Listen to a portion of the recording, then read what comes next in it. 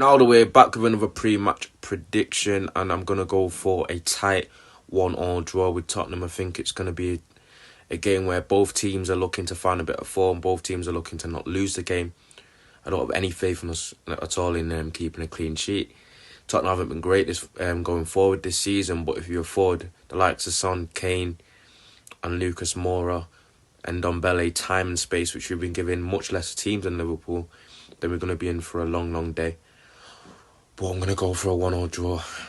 Confidence is rocky a little bit, but hopefully they prove me wrong and get the win, but I'm going to go for a 1-1. Narlene here to give you my prediction for the Spurs versus United game, and we got absolutely embarrassed last week. Everyone's pointing the finger at each other and the manager is on borrowed time, but I don't think we're going to see a whole lot of changes being made even in this game. Now, the good news is that we got Champions League Varane back part of the squad, and my word, does he have his work cut out for him. One change I think we have to see is Jadon Sancho starting on that right-hand side. We've been chasing this guy for 2 years and now he can't even make it into the starting lineup. A lot of people forget that he had a very slow start last season as well for Dortmund. He didn't score for his first 11 games, so if you want good service for your striker, it doesn't get any better than Sancho. If I'm going to be honest, this can very much end in a draw, but let's just put in a solid performance and not get outclassed, and I think we can grab 3 points. So I'll predict a 2-1 win to United. Yes, guys and girls, Jordan here from Stretford, Paddock. Look, we're going to have to try and put last weekend's result to the back of our minds. Yes, I know it was a dismal performance.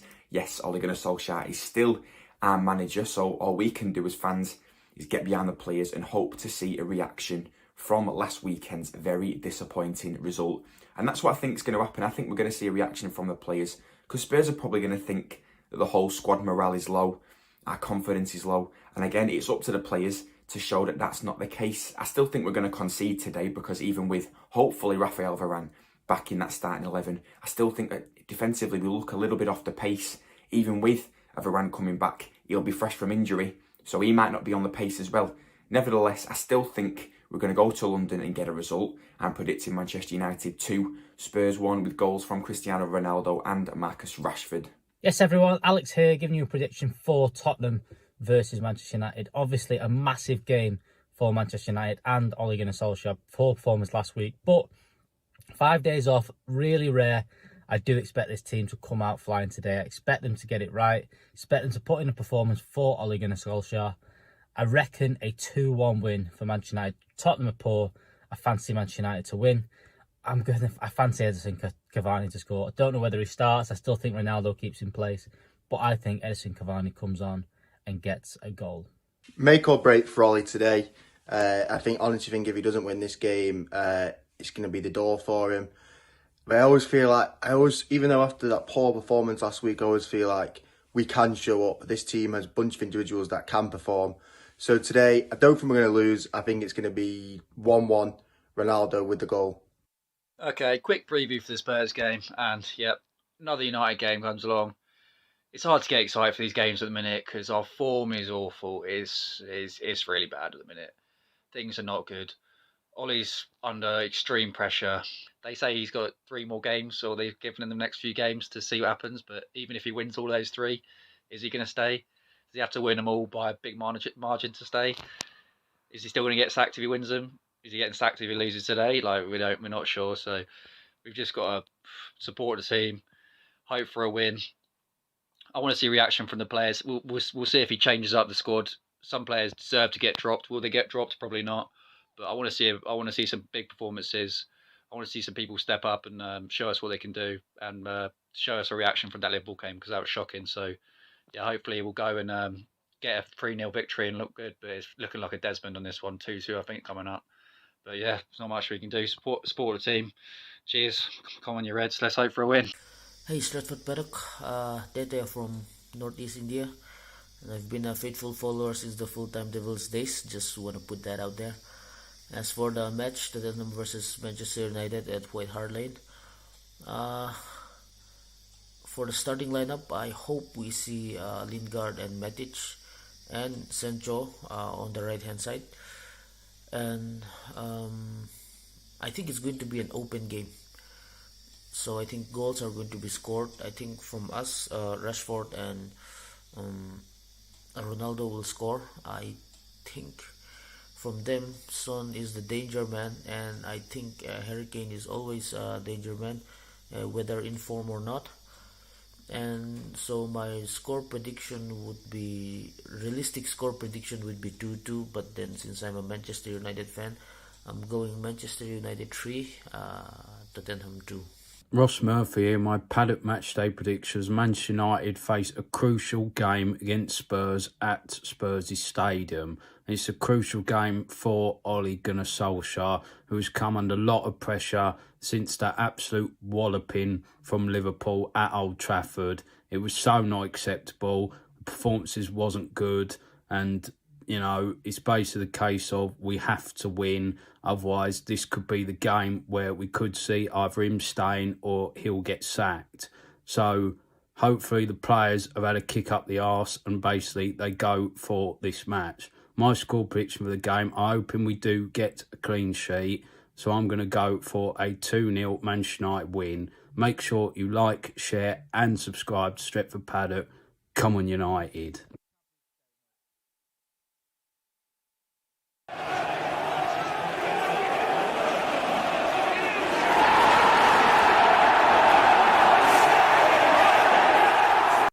Jay here, Stretford Paddock. Yes, this is it. It's the watch-along for Yes. the Spurs game. United away at Spurs. And I'm joined by two absolute giants of the Manchester United fan base. Yeah. First of all, we've got my good friend and colleague, Joe Smith. How you doing? I'm all right. How are you? Yeah, Bit delicate, aren't you? this slightly morning? delicate. Yeah, Drinking, went out for Halloween last night. drinking dirty did beer. you now? Yeah, Yes. Well, is this the place that charged you quite an extortionate amount for a Yeah. drink?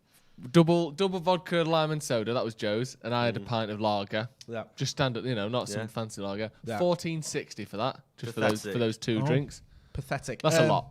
Also, as well, But yeah, I'm good. joining us is someone who's less hungover, but equally as important.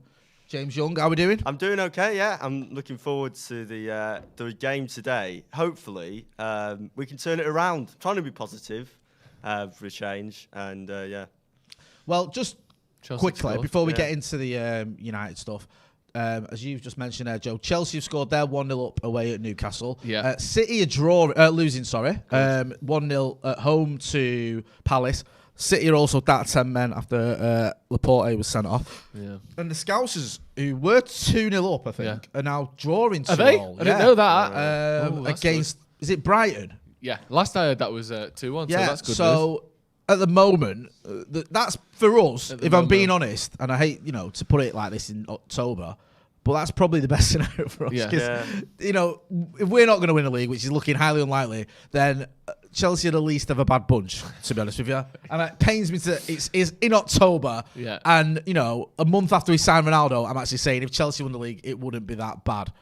Get involved in the comments, hit like, hit share, and subscribe, of course. Let us know what you think about United's trip today to Tottenham. Do you think we're going to turn it around? Do you think Ole can save his job, or is he just doomed no matter what? Joe, I'll start with you. I mean, we spoke about this in the preview, and you made a very good point about how you felt this was almost like the ideal game if you want to get your season back on track. Just explain what you mean by that. Yeah, Tottenham are one of those teams where I know they're going through a bit of a tough patch. Last sort of 18 months, really. The Jose era wasn't great. The last of the Poch stuff. Basically, since they got to that Champions League final, they've not been great, have they? No. But they're still a European team. They're still a team that are tricky to beat. They're a big team. They've got a big ground, big players, big stadium, that kind of thing. So the players aren't going to be half-arsing it. They're not going to be phoning it in. They're going to have that sort of that pressure and that kind of, we need to play well to win here. Yeah. But they are frail. They are a little bit of a soft belly team. If you get at them, if you go for them, you can beat them. They're sort of good enough that you take them seriously, but not so good that you're shitting yourself before you play them. It's almost the sort of ideal game for United because we Do you need think they've someone underperformed like a bit this season under Nuno especially? Because really, with the players they have, Yeah. you'd expect them to be doing better. And I think he did really well at Wolves, but when he's come to Spurs, I think they're still struggling in that sort of post-Mourinho thing that I think United had for a bit, whereby Mourinho comes into a club like Spurs, tries to do his thing. Obviously, it didn't even work though. It's not as if they've got like a trophy to show for it. and now that ends, and then it's like they've got to wait a few months before it picks back up again. I don't know with Tottenham because they have got a good team, but then they've got a lot of bad players as well. I know, we can't talk at the minute. We're halfway down the table, but Tottenham's actual team isn't top class. They're one of those teams that do well. They've got some excellent players. But how does it affect a manager? How does it affect a squad when your manager was like third choice? Yeah. That's got to take a while to overcome that. That's a good point, because in the summer, Spurs, James, they went through turbulent time. Doesn't do it justice, does it? It was comical. At one point it looked like his name escapes me. They're going to appoint one manager, and then like you said, Conte was one. Conte was one. Then there was another one who looked like it was a done deal. Yeah. And then that changed. And the whole Kane thing as well. Yeah, the Kane thing where he basically just didn't want to be there. It wasn't great, was it? But saying that, they are 1 point above us. How dare you? How dare you point out the truth? Despite all that, and Glazer despite puppets. But the thing is, we are. They're doing better than we are. We are sort of in free fall at the minute, though, aren't we? Well, we've lost. The fact that they're only a point ahead of us when we've taken shit for one 6 1 weeks. point from 12, as I'm sure everyone knows because it's been said millions of times. Spurs as well. Where were you at White Hart Lane in 2003? Yeah, what do you mean you weren't alive? That's no excuse. Spurs have got 2 wins. They've got 2 wins out of the last 5 games, which isn't terrible, but it's not great. Music, where were you in the 4th of June 1976 at the Leicester Free Trade Hall? Not a proper music fan. Do you know what I mean? There was only 14 people there and you weren't one of them. Get out. Right, the team is out. Can we make that a little bit bigger, the team, on that screen, please, producer Cam? My eyesight isn't what it used to be. Do you want me to read that? You got it. Yeah, I've got it now. So we've got David De Gea in goal. A back four. I think, is it a back four that of Aaron Wan-Bissaka, Victor Lindelof, Harry Maguire and Luke Shaw. It's back five. Sorry, Rafael Varane's in there as well. So it's a back 5. Then in midfield, you've got Fred, you've got McTominay, you've got Bruno, and you've also got, up front then, is it? How's this? It's 5-3-2. Sorry. So yeah. So it's Fred, McTominay, and Fernandes in midfield, and then up front you've got Edinson, Cavani, and Cristiano Ronaldo. Sorry if I was a bit. I was going to say the way I read that out. It's just it's in chronological order. That's what I'm saying. On the list what I've do you seen. make of clubs' sort of Twitter accounts putting the team lineup in numerical order? It's one of them where I just think, what is the point? Yeah. Because players get to pick their number. It's not like number means position anymore. No. Like literally, you can come in. I want number 27. Okay, here you go. So just put it out in the order that they'll appear on the team sheet. It doesn't. It's just stupid. But 5 at the back. That's the talking point there. We heard a little rumour that this might be happening, didn't we, Jay? Yeah, there was. Some lad we know who knows someone else said something that this might be happening. It wasn't sure though on the personnel. It was like they've been training it, hadn't they, this week? And there was talk that at one point, from what we saw, that even Bruno wasn't going to get to start, but he does. Rashford obviously doesn't. That's probably the two. Greenwood and Rashford missing out for me is probably the biggest of the calls there. Yeah. Like you could point out and say, well, maybe does Lingard deserve a chance? Did Bailly deserve to come in because of the poor form that Maguire's been in? Yeah. Did Sancho, who's barely, over the last few games, has barely played, does he need to come in? I don't think that's as much of a surprise as the fact that even with Paul Pogba out, Marcus Rashford isn't getting in the team. But I think he had to do something last Liverpool. Yeah. He couldn't put the same team out again. No. And I think, even though Rashford probably wasn't the worst player on the pitch last week, it wouldn't look good if he just started to, just put the same team out, because I think a lot of people that are talking about Solskjaer think that he's run out of ideas, he's doing the same things, he's got to try something different to get the best out of these players now. It's kind of in a no-win situation, isn't it, where people will go and, you can kind of see both sides. Like you said there, he's got to try something different. But the opposite argument to that is he's panicking. He's doing something he doesn't. You got to believe in yourself. You got to stick with the system. If you think you're a good manager, you have to have a style and you have to play it. Whereas the opposite to that, like you said, is he's being flexible. He's trying something different because what he's doing isn't working. But like you said, if he just does the same thing over and over again, he doesn't have tactics. He can't. He hasn't got a plan B. He can't make changes. So there's always the counter argument. I think this is a good thing. I think we needed something like this, and I don't even think it's a particularly controversial decision to leave Rashford out. He's been out for 3 months with an injury. I know it's not a foot or a real football injury with it being a shoulder, but his fitness probably isn't quite there. There's all these things. You can't just bring him in and play him every single game. Now he's back. I think he needs to have a rest. And he did. I mean, you have to say the caveat, everyone was bad against the Scousers, Yeah. but Rashford, he was poor. Who do you think our best player against Liverpool was? For me, it was probably either Greenwood or Fred. Yeah. And when I say best, I mean, but I'd have gave them 4 out of 10 least if I was shit. rating them, where everyone else was at a maximum of 3. And I think, from what we heard, he maybe took Greenwood off to save him from being part of a potential 7 or 8-0 rather than because of the way he was playing. But I thought Fred, at least the very minimum I expect from a United player is effort and being up for it. And Fred gave us that, if nothing else. Whereas I don't even think you can say that about some of his teammates. They look like they didn't want to be there. In those matches, especially, once it starts being 3-4, 5-0, it can very quickly start to turn. And once it's 4 or 5-0, that you can easily go worse and worse and worse. Like it did with the 6-1 against City was slightly different because United were 3-1 down and they tried to attack basically and just got caught on the counter-attack 3 times. But once the goals start to come in, then it's just floodgates are just open then. Yeah. Peter Kelly in the super chat says, disappointed not to see Van de Beek and Tellez miss out over McTominay. Shaw both have been so poor. Miss out over McTominay and Shaw. Both have been so poor and should have been dropped, particularly Shaw. Me and you were saying this as we came here, Joe, about McTominay in particular is having a really bad season. Yeah, and I like Scott McTominay, but he's been poor for me before this the season started that he could be a really important part for United because we knew this weakness was there in the midfield. Yep. And he's the one in midfield that has got better season on season. Fred's kind of, you know what you're getting out of Fred. He has form. He plays well for a few games. He plays bad for a few games. Yep. But his maximum hasn't changed as far as I can see in the last 2 years. He doesn't do anything now. He's a run seal midfielder. Yeah, he is a run seal. He does what he says on the Yeah. tin. But sometimes you have to stir it before because it separates, and that's when you get the shit performances. But you're not getting anything that you've... Like I'm saying, he can't do anything now that he couldn't do 2 years ago. He's added nothing to his game in 2 years. Scott McTominay, on the other hand, has added not necessarily a finishing ability. Rotherham beating Sunderland 4-1. I still get a pleasure from seeing someone getting battered. I don't forget 2012 and the Poznan. I just don't. But you know, McTominay he scores more in League One. He scores more goals now. Fall from grace. He gets into those positions where he can score those goals.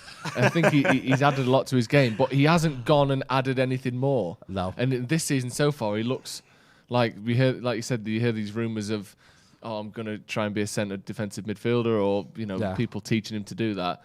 But we haven't seen really anything from him. He doesn't seem to be arriving in the box to score goals. He doesn't seem to be sort of controlling the midfield very well. His positioning's been terrible in that game. Who was it against? Was it Young Boys, where he played as one of a 3, and he was basically the only defensive midfielder? Yeah. And his positioning was awful, and he just didn't get on the ball. Like when you're playing that position, you have to come and show for it. You have to sort of bring the defence. Go to the defence, get the ball off him, and give it to the more creative players. He sort of hid. Yeah, in and that it's a shame that you talk weird. about that because at the end of last season, I actually think he was United's best player in Gdansk in the Europa League final. Who? McTominay. Yeah. Really? Yeah. Fair enough. You were there, weren't you? Looking absolutely buzzing when the cameras picked you up. My missus sent me a photo of the screenshot of him. She went, "Done this James, he works for you lot."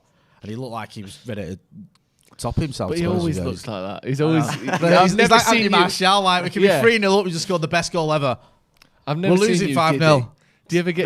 There's no You've difference. never seen me after 4 pints. No, that's true. But sober, do you ever get giddy? It depends. So that's a no. It depends. It depends. Okay. Hey, I'm a massive fan of James Young. He's a superstar. Joe Presbeluski nice. in the super chat says, Ollie the lame duck goes what is essentially a back 7. What a surprise.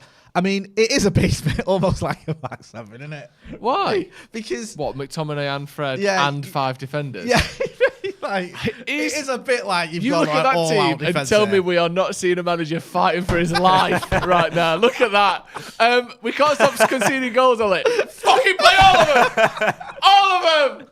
Just play every defensive player we've got. The rumour we saw had Matic in it as well. We got sent a team that was almost identical to this, but it had Matic in instead of Bruno, which was the most defensive team ever. May as well put Phil Jones in as a sweep. Do you know what I mean? Like, yeah. It is. I mean, I get it when you've just conceded 5 at home. You have to go defensive. And I'm not one for criticising the team when it comes out. I usually will save my criticism until after the result or during the game. Yeah. But, it is ultra defensive. Jackson Vanel's in the super chat says, Ollie knows the players need to get ready for Conte tactics, so he's bringing the 3 at the back in. Such a great guy he is. This is like when City bought De Bruyne for Pep before he was even there. Sterling. Like, you'll like these. Yeah. Pellegrini's going to keep him warm for you. So Ollie's for a doing few that. months. Yeah. Get used to 5 at the back, lads. Yeah. This is the life support If machine anyone- of football teams, isn't it? He's really just on his last legs. If anyone cares, is that Reece James' second goal today? Reece James has scored 2 goals this season for Chelsea. He's admittedly in the same game, but he's just bagged the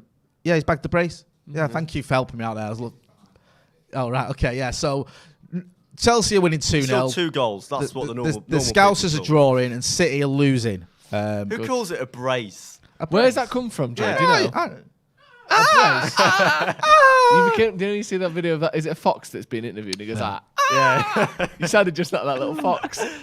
Where does that come from? Anyone in the comments? Yeah. A brace. If you know where a brace comes from, then please let us know. It's like with that on the Football Cliches podcast. Have you heard that? No, is it good? That's decent, that, yeah. Yeah. Go on. What do you mean? Go on. Sorry. No, it's just saying it's good. He stitched you up there, Jay. I thought you had some. What do you mean? Go I on. thought I was finished. interrupting you. Sorry. I thought you were going to tell me Saying something. it's a good podcast. Right. If anyone wants to, obviously after you finished watching us. Yes. And watching our post-match stuff, then you can check it out. Ian says, I like players on form. McTominay on form should not be playing. Arguments for dropping Maguire and Shaw as well. Yes. If that's something, is that something for, I can't for me read to that. read? Is that No. no? too small. All right, sorry. Craig Allen says Kane isn't even having the best season, and we play this formation. He has got 10 goals this season. Yeah, you were pointing out. And there's that only one it's in the not, league, It's but- not as bad Yeah. as people are making out. Yeah, he's not a Because- man that hasn't scored since like June or something. He's scored 10 goals since the start of the season. Some of them for England, some of them in the cup.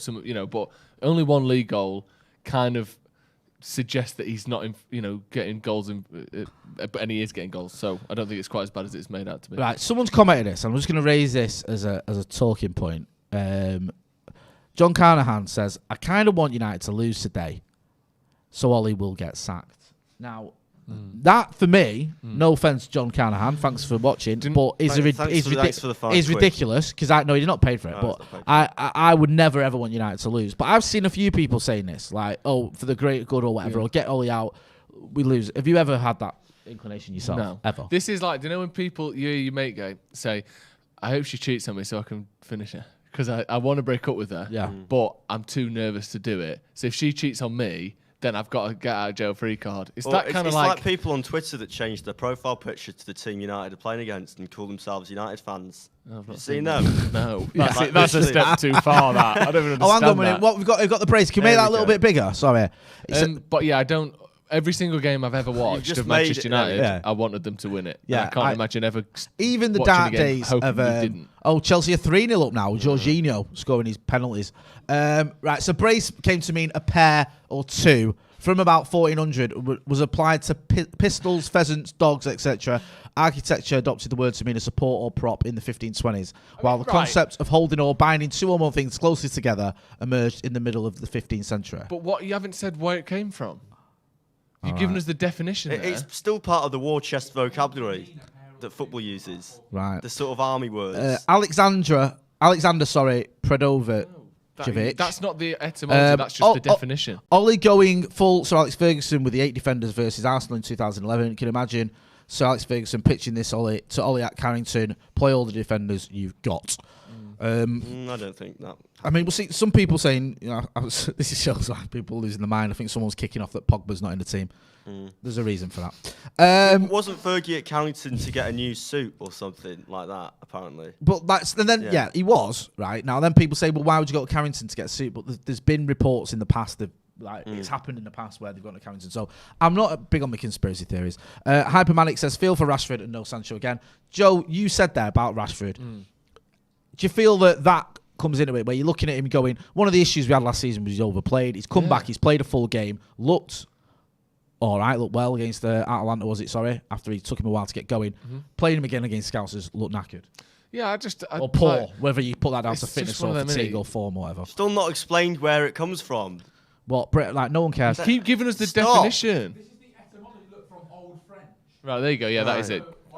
Bracier and brace. I'm not from complaining. I didn't even ask you for it shouting at me. So it's from French. You were the person who said, can we have the definition for what a brace is? It's from French, apparently. There we go. Well, I'm glad we've established hit that like button, please. Give us a like and give us a subscribe as well. We're on 640,000 subscribers. We want to try and get to 700,000 by the end of the season.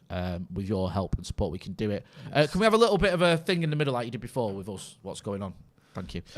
But yeah, you can't play him every game. It was criticised for that before. You can't play someone every game. He's just come back from injury. Yeah. What are you going to do? Just play him every week? We know that Ollie likes to play. After this, make it bigger. We know that Ollie likes to play Rashford as one of a two if we ever do play 5 at the back, because he's done it before. He likes him as one of those strikers because of his pace. Yeah. So it's not like Ollie sat there hating Marcus Rashford. I don't know what, you say you feel for him, but he needs to. He can't play every week. He's just come back from injury. He played last week and he played the game before and the game before and the game before. So just give him a day. And that's what happened before. He came back too quickly after his injury against Wolves. And that's happened with United before, whereby players like Rashford was obvious that he needed a rest, but because United didn't have the squad depth before, he was still playing in it. And the same thing happened with Fernandes as well. And I think that's one of the positives that United have this season, is that they do have more players in their squad that they can rotate with. Yeah, I don't think it's a problem. Are you bothered by that, Jay? No, I'm not. My big thing with Marcus Rashford, he's been overplayed for the last 2 seasons. He's never had a real rest. He's always been relied upon. He gets a lot of stick. Some criticism I understand. Other, I think he's well over the top. He's probably my favourite United player for a multitude of reasons. And I think one thing we should learn from last season is we do need to rest him now and again. And we've got a bigger squad now. We've got Jadon Sancho, who's available. You've got Ronaldo, who's available. You've got, obviously, Greenwood, who can play in a position the same as Marcus as well. So even Pogba can play on the left. So I know not today, but you've got options. You don't have to keep playing Marcus Rashford if he needs a break. And if you are going to bring in someone like Jadon Sancho and Cristiano Ronaldo, then you should be able to rest Marcus Rashford. James, looking at the team there, obviously it's a new formation. It's different, obviously, with the way it was set up. The fact that you've got 3 centre-backs and 5 at the back, I presume it's going to become like a 3-5-2 when we're attacking. 2 up top, which is quite rare for Manchester United as well. Are you worried of too many changes, of too big a change? I'm slightly concerned about Wan-Bissaka playing that sort of attacking full-back position, if that's what it is. Yeah. Because he's not that type of player. He's a defensive full-back that tends to sit in. He's very good at making tackles and winning the ball back, but going forward, he's not that type of Alexander-Arnold attacking full-back player. He's just not that player. So I think if he goes forward, then he's going to have to need support from somewhere else in order to get crosses in or just attack, because he's just not that type of player at all. I'm glad you called him Alexander-Arnold as well. Well done. Yeah, I don't like people that use nicknames. I know, I fell into that trap the other day. I was ashamed of myself. What do you reckon? Enough changes, too many changes. That's Jermaine Genius's fault, that. Have you got this is the man at called Salford. Yeah. Fucking idiot.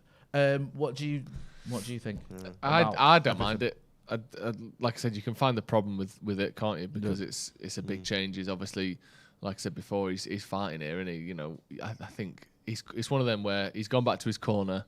We're in the 12th round, and they said you need a knockout. Did you see that one about the boxing? Yeah. The one the boxing. I think I've got it here somewhere. This is Ollie in his press conference. He used this boxing analogy yesterday. He said, "You see Tyson Fury when he gets knocked down a couple of times. It's remarkable how calm and composed he is on the floor. Counts to 6, 7, 8, and he gets up and goes again. We got up too early against Liverpool and tried to sort it. Minds have to be better, but we've had to look at different things as well. The communication has to be direct." Yeah, well, he needs a knockout now, doesn't he? To keep his job, you're down on the points, you're down on the cards. He needs to just basically win every game between now and the end of the season. Not really, but it needs a miraculous turnaround. It needs something. Yeah, big. And I think to get that sort of miraculous turnaround, he's going to have to. He needs to make changes. And he's done it. I think for starters, the most obvious thing, but I'm going to say anyway, you need a win, bro. Yeah. You need to end this run of 1 point out of a possible 12. And Spurs, whilst like you said, Joe, and you both mentioned actually, they've got good players. They're not that good. No. Where you go, it's Spurs. Not many people get a result against Spurs. Yes, they do. Yeah. Lots of teams do. I actually don't think up until Villas-Boas, Spurs had actually beaten United in the Premier League. Really? Jesus, it was something like ridiculous like that. The thing that does worry me, and you kind of mentioned about playing people on form, is a lot of those players that are playing today have been playing a lot during this bad run. Yeah. It's not like we've gone to a new system and therefore new personnel that fit that system better. Yeah. Other than Cavani and Varane, all of those players started against Liverpool. Is that right? Am I getting that wrong? Apart from, say that again, sorry. Other than Cavani and Varane?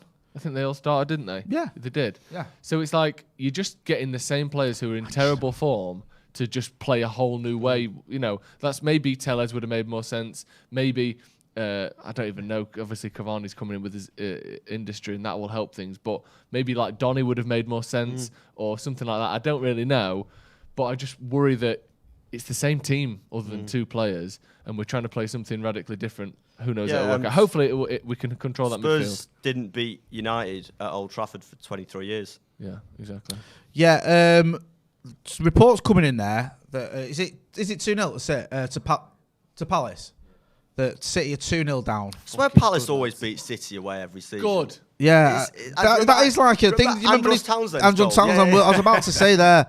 I mean, yeah, it doesn't really matter to us at the minute, does it? I mean, I suppose it's helping us because you don't know how it's going to. I'd rather that than them win. I know it Yeah. doesn't help us in the league, but currently, but you know. Palace are a weird team, aren't they? Yeah, they are. Yeah. Why are you laughing? You're making me feel. I can't not even seen that. You better not be getting me at it. Right, okay.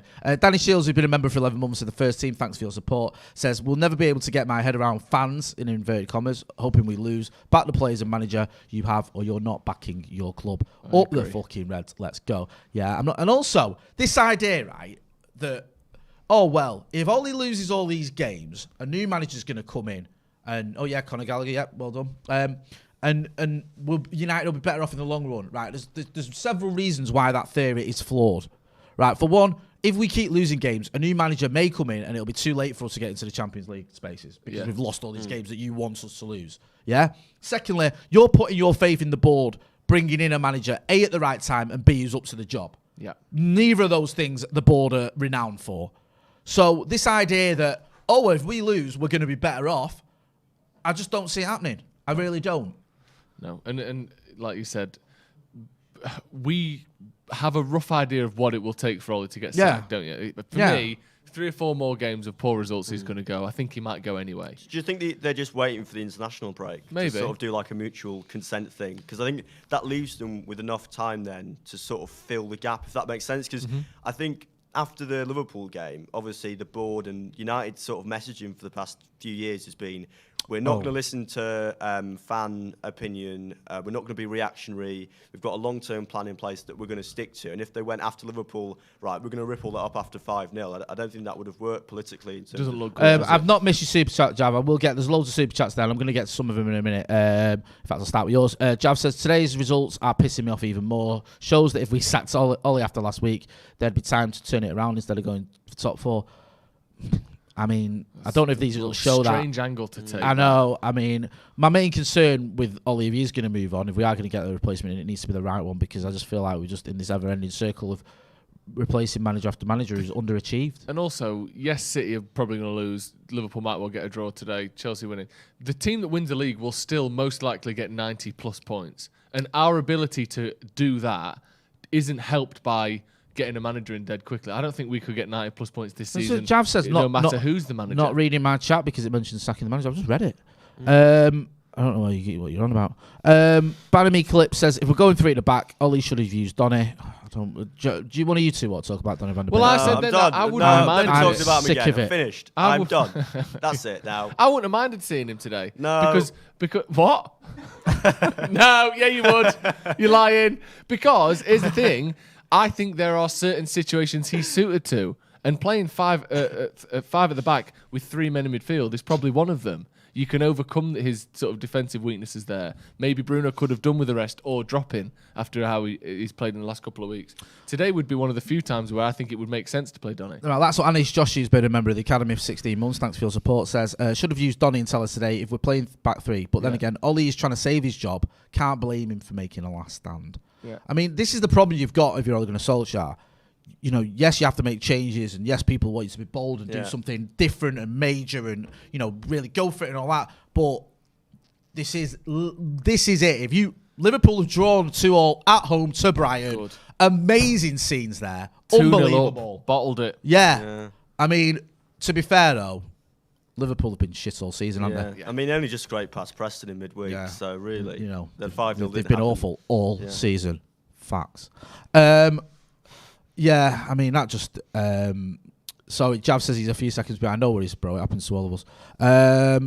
Mansej Pardesi, thanks for your super chat. There's nothing on it, but thank you. Barath, good evening from Bangalore, India. Shall we talk about Spurs? I thought you were going to say Bangalore. I did. Yeah. Shall we talk about Bangalore? We can talk about Bangalore. You're probably an expert on Bangalorean football, knowing you.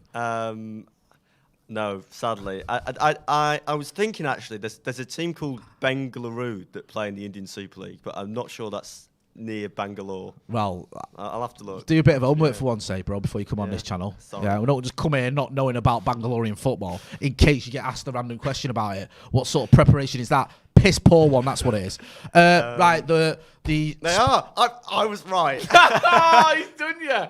You tried to stitch him up with a hospital pass. I didn't. And he knew. And he knew it. I didn't doubt him. I said I'm surprised he didn't know. Bengaluru FC are an Indian professional football club based in Bangalore. See? They compete in the that's Indian fair. Super League, which is what I said. Can't You argue will with not that. catch James out. You can't. The guy is Any gifted. league in the world. He's like Rain Man when it comes to Do you football. like their badge? Bangalore. Don't It love looks it. like Ipswich. It looks like IP. It does look a Whatever bit up Ipswich. here. Right. Hey. Tottenham team. Yeah, the Spurs team. Lloris in goal, captain. Royal, Dyer, Romero, Davies, Skip, Højbjerg, Lo Celso, Lucas, Son, and Kane. And if you care about the subs, they've got Galini, Sanchez, Tanganga, Roden, Doherty, Regulon, Dele, Is this an interesting and fact for you? Dombele, Hang on. Sorry. Bergwijn. I'm reading the team out before you interrupting me about Bangalore football. So that's their bench. I don't know if I've actually read out the United bench, so let's just go back to that if I can find it. It is on the screen. It is on the screen, the but screen. I'll read it out anyway, and then you can tell me a bit more about whatever it is you're on about. So on our bench, we've got Henderson, Bailly, Delo, Lingard, Sancho, Matic, Van der Beek, Greenwood, and Marcus Rashford. Right, go on. On the 28th of September 2019, it was announced that Bengaluru had entered into a partnership with the Scottish Premier League club Rangers. What is that partnership? I'm going to does that share tea bags. What? Akshay S says, what scoreline would sack Ollie tonight? 0-0, 1-1, 1-0, 2-0, or is he safe irrespective of the score? By the way, I too am from Bangalore. In the selection of possible options there, none of which I don't think would get him safe. If he loses, I think if he loses 5-0, he's gone. Right, Yeah, okay. oh yeah. If we get battered again, it's done. If it's the same as Liverpool, where United are 4-0 down at half time, Yeah, and it's a that's maximised it. limitations job in the second half, and there's just no fight or anything, it's Yeah. obvious that the players have just essentially given up, a bit Yeah. like under Mourinho, then Yeah. he's finished. Wade Stevens says, this team is going to obviously sit, but we have no pace for the counter. Going to be a hard watch. Thanks for your super chat. Thanks for your support, as always. It's not a quick team, is it? Agas Kapoor says, it's embarrassing seeing people bad-mouthing Ole. If he's going, let him go respectfully. Whining about it isn't going to change anything. And Barath R says, can't believe I made you guys talk about my local club, Bangalore FC, from Bangalore again. Lots of heart emojis. This is what happens when James Young's on the channel, because I'm not going to lie to you. If he wasn't here, I doubt me and Joe would have been talking about Bangalore. I've not heard of them. Yeah. My knowledge of Manchester United Owen isn't Coyle great. was a manager in the Indian Super League for a while. I can't remember. I think Didn't West Brown got the Indian Super League? Yeah, and Berbatov did. Yeah. And So, there was place to be. the Indian Futsal League as well. Paul Scholes and Ronaldinho played in for a season, which was random. Is it? Like 3 seasons ago, there was just like this futsal league, and they must have had like quite a bit of money, and they just got like all these like legends to show up and play in it. It only lasted like 2 seasons. Really? What is Speaking of happening? Darren Cox. legends. Sorry, go on. Crystal Man United legend Zaha scored against City today and got Laporte sent off. Good lad. And they Good won work. 2-0. Oh, once a red and all that. Darren Cox says, the formation is not much different to what Conte would play. If it works today, I hope Ollie keeps his job and just tweaks this formation. Right, I want to talk about Cristiano Ronaldo. Big Chris. Yeah, he's been getting in. We spoke about him on the preview, didn't we, Joe? Yeah. 3 Premier League goals, I think, in 6 games. So it's not terrible. Although, 2 were on his debut, or his return debut, if you want to call it that. What have you made about him coming into the team, and do you think it's could work him and Cavani up front today? I think it could work. I think him in the team could and should work long term as well, or not long term, but as medium term as the season goes on. I think we are struggling to adapt to a player of his style being in that position. I do think that, and I think that's not necessarily fair enough because it should not have been nearly as disastrous as it has been in terms of the results recently. But he is sort of a unique specimen in terms of his willingness to do certain things and what he actually provides on the pitch. He is almost sort of Bas Dost levels of sort of poacher at this point. That's a nice reference. Thank you. Yeah. There's a point where he had like 50 touches in a season for Sporting, and he scored like 40 goals with them.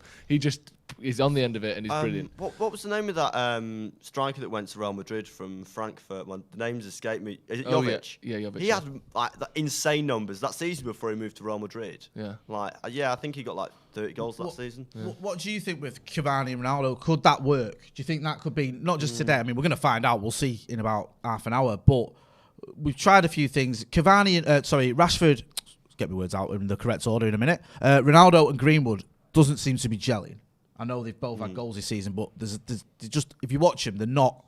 There's not much of a partnership. No, there isn't It's a almost as partnership. if They're not Ronaldo working needs well someone together. to help him out like a Cavani. Yeah. Because if he's up front, he needs the service. And if he has someone like Cavani, then that saves him from having to do more work, basically. And he's at an age now where, and United knew this, and everyone knew this, that when he signed for United, he wasn't going to be the same player that United had 10 years ago, where he's running down the wing and he's taking people on. He's essentially changed completely as a player now, and he needs other people to give him the support in the first place, so he can play like he has done for Juventus for the past couple of seasons, which is a totally different role. Do you think there's an issue there with their ages, Joe? Like, because obviously you've got a combined age of 70. I mean, how often can you play these two together? Could that be an issue for them to form a proper partnership? That's like roughly the combined age of us three. That is somewhat of a concern, but again, the styles are so different. Cavani runs more now than Ronaldo did when he was 22. Agreed. So you're not necessarily getting, two old blokes just standing up top. If it was a 35-year-old Berbatov with Ronaldo, then I would be concerned. But I think you've almost got Cavani in there as Ronaldo's legs. Do you know in cricket where sometimes a batsman's injured so they get a runner on? Yeah. That's basically what Ronaldo is. He can still hit the runs. I didn't know you were a cricket fan. I like cricket. Have you been watching much of the T20 World Cup? I've been watching some of the T20 World Cup, but that's sort of what Cavani is. Yeah. Obviously, Cavani's excellent in front of goal as well, and that's not to undermine or sort of dispute his pedigree. But you've got Ronaldo who's hitting the ball and Cavani who's doing the runs for him. And I think that kind of makes sense to me. Yeah, I am a bit concerned about the lack of pace, but that's something that Greenwood's quick-ish, but he's not dead quick. Sancho's quick-ish. Rashford and Dan James, as we started the season, were really the only two with sort of blistering pace up front for United, or in the front positions for United. So we're not that quick of a team anyway. So I think it's got to be the way we play our passes and the way that we transition the ball that has to be quick. And, Wan-Bissaka's quite quick, Luke Shaw's quite quick. They're all quick enough. It's how we play the ball that would be the sort of telling thing, I think, for me. But those two up front, to me, that kind of is a good little partnership. Think of that 10 years ago. Jesus. Yeah, and I mean, I know, but that will be the point that everyone will be quick to make. Like 10 years ago, this would have been the greatest partnership in the world. Yeah. But now you're talking about two guys in the mid-30s. I do think that it could work. I think the problem is we haven't really seen it so far. We saw it. I mean, we saw it against was it Villarreal when Cavani came on and he was rapid? Yeah, he was chasing the ball down and as he well. won it. He got the crowd going. Everyone was buzzing. He won the ball back. Mm-hmm. He ran past Ronaldo to go and get it, chase the man down, got it, give it to Ronaldo. Ronaldo lost it actually. And just another point as well. That was a sort of sign that maybe there's something in there. Yeah, sorry to interrupt you. I think what we've actually seen of Cavani on the pitch, when he's played, he's been excellent. There's been enough for you to sometimes be sort of discouraged or put down a little bit by, he don't play for this reason, that reason. He wants to go to Uruguay and spend 10 days isolating five times. He played way too many games last season as well. Yeah, but when he plays, he's good and he scores. So I think he deserves a game. Yeah, I agree. What do you mean he played too many games last season? I thought the opposite. I thought we missed him for about... he missed like 9 out of 10 games or whatever. I thought that was one of the issues we had with him. You just couldn't rely on him in terms of availability, as we often talk about. But I thought he looked quite tired towards the end of the season. Yeah. What did you make of him in Gdansk? Because a few people I was speaking to said he was one of the few that... He was. Well, he scored the goal. Yeah. United have missed that type of player that just sort of... He's almost like a poacher in the sense that if he's got the ball, 10 yards outside of him, he's probably going to score. And if it wasn't for him, then that game wouldn't have gone to penalties because United were so static. They just couldn't move the ball around. He was the only player that was actually looked like he was going to score. No, he did. He did. There was the sort of the clip that everyone talks about when there was him running past Paul Pogba to chase back and get the ball. Yeah. I'm not going to turn this into a dig at Paul Pogba. Go on. It shows that Cavani, no matter what you get, and I said this earlier, no matter what you have from a United team, you expect at least effort, and you will always get that from Edinson Cavani. Yeah. Whereas... against the Scousers, we didn't get that from most of the team. Quick quiz, because I don't think you were looking. Maybe you did. If you did look, just don't answer. How many Premier League titles do you think Roy Keane won for United? Just flashed up on the screen. If Right, you I can work this out. saw it. I can work it out. So he wasn't there in 93. He was there in 94. He was there in 96. He was there in 97. He was there in 99, 2000, 2001, 2003. So 7. Yeah. Jay Martin, ladies and gentlemen. Thank you. Thank you. Good stuff. But how many did you think before? I can't answer that. Had you not seen the answer, what would you have said? What was your life like before you were born? Before you got education, what did you think? I would have guessed somewhere around 6 or 7. Here's one for you. Right? How many league titles did Ronaldo win at Real Madrid? Oh, now you're 3? 2. 2? Yeah. That's insane. You see, you would have thought more than that. Yeah. Well, 2. Don't get out of bed for less than 3. Barca dominated, have dominated that league for about 14 years now. Because remember, it was a massive deal was made of it, wasn't it? When they didn't win 3 in a row. Well, Mourinho he says broke. that's one of his best achievements, winning that league title. And I think it was 2012 or 2013. When you think the team Did who's up Pellegrini against, get, that's like, not a bad thing to a say. record really. number of points with Real Madrid and finished second. They were like, because everyone was saying, oh, he's never won a league, but was like, yeah, but he has got enough points to win the league in every single season except this one, that was the in La season Liga. when they signed like Kaká, Benzema, Ronaldo. Yeah. They just went on like a mental spending spree and still lost the title. Yeah, so Ridiculous. winning the title's not easy, is it? And the fact that we've seen our team, well, I've seen him with And 13. also, is quite what team did privilege. Ronaldo make his Technically, I've seen him with 13. How old were you for the first? I'm not having a, Wait, I might not have been born. 93. Yeah, but it would have been May, wouldn't it? Yeah. I was born in July, so I've seen 12. Alright, I've been alive for it's not too 12. bad. I remember about How many 7. have we won in your lifetime, James? in my lifetime? Yes. So 2003, Yeah. 2007, 07, 08, 08, 09, 10, 11, and 12, 13. So 6. It's not too bad. It's not bad, is it? Right. Here's a bit of trivia for you. as Go on, well. I love a bit of James Young trivia. What team did Ronaldo make his debut for against Real Madrid? Bangalore FC. No, That would have been poetic. it wasn't. That would have been Was absolutely. it what? Do you mean full debut? Is this No, as in just his first game that he played for so, Real it could- Madrid. so it's a friendly then? Yeah. Pre-season. Halifax Town. No, Okay. I ain't got a jar of glue. Barcelona. no. Go on. Shamrock Rovers. What? Yeah. Shamrock Rovers. There you Yeah. go. Creative Cinematic Gaming Inc. Sorry, it says Irish team. I think that was a guess, obviously, before we said Shamrock Rovers. To be fair to them, they were. Oh yeah, Patrick McCauley and Liam McDonnell. Both with Irish sounding names have come up with the answer there. So well done. If you got that one right, I wouldn't have known that. Ole Gunnar Solskjaer is on the telly talking. What have you made of him over the last week or so? His reaction, his interviews, the way he's looked, the talk as well. Start with you, James, of Fergie being in the training ground. I know we've said it was for suits and stuff.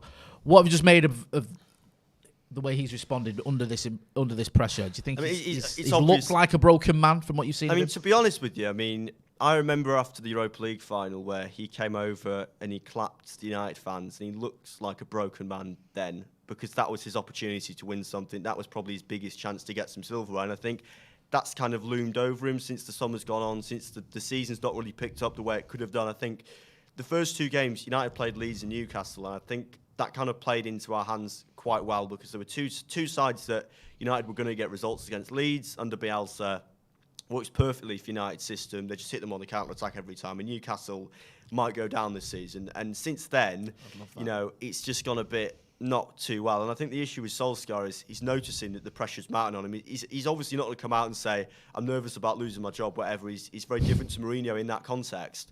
But I think it's obvious. I mean, he's human. He's going to feel the pressure that's mounting on him, especially after the result last week. I mean, he's not going to be happy with that, is he? No. And also, do you know, like, I think everyone has it in their job or whatever, the whole sort of imposter syndrome thing that's quite a big sort of talking point these days where you're basically doing a job and you doubt your own ability to do that job. And obviously, he's a very confident person. He's someone that has excelled to pretty much the highest level a football player can be at, just sort of maybe a notch below that kind of world-class level when he was a player. But I wonder if he doubts himself. I wonder if he thinks, what the fuck am I doing here? Or this job's too big. Or do you think, Jade, that he's just fully like, I deserve this, I'm ready, they're wrong, I'm right? Or do you think because if that was me, I would be going, fucking hell, this is a big thing. This is a big job. I don't.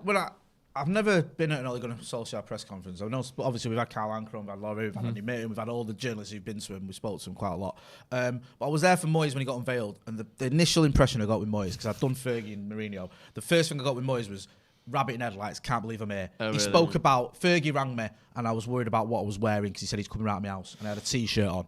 And you think, right, all right, there's reverence and there's just being a bit weird. And then he was like, and he told me I was going to be the next manager of Manchester United and I couldn't believe it. And I think, well, why couldn't you believe it? Yeah. Why did you not have that belief in yourself that I should be a candidate? And it was that. And then he mentioned Bill Shankly as as a good example, which is not a, Interesting take. to be fair, he mentioned Busby and Fergie as well. It wasn't just like he went, oh, what a follow Shankly. Yeah. But even so, you don't be And dropping Kenny Dalglish. Yeah, dropping Scousers in the middle of a United, first ever United press conference. I always got the impression that he felt lucky to be here, didn't know what he was doing, never really got a grip of the team. His comments in the media were just, awful. The players had fallen out of him. Appointing Steve Round and Jimmy Lumsden was a disaster. Great name though. Because no one respected them. It sounds like a 1920s like American film star, doesn't it? Jimmy Lumsden. Apparently, though, the players gave him the nickname "fuck off" because that's what they say to him, to Steve Brown. Because he used to go over to him. I think you should fuck off, and he'd be like, "Right, I'm sorry for bothering you." My point is, sorry.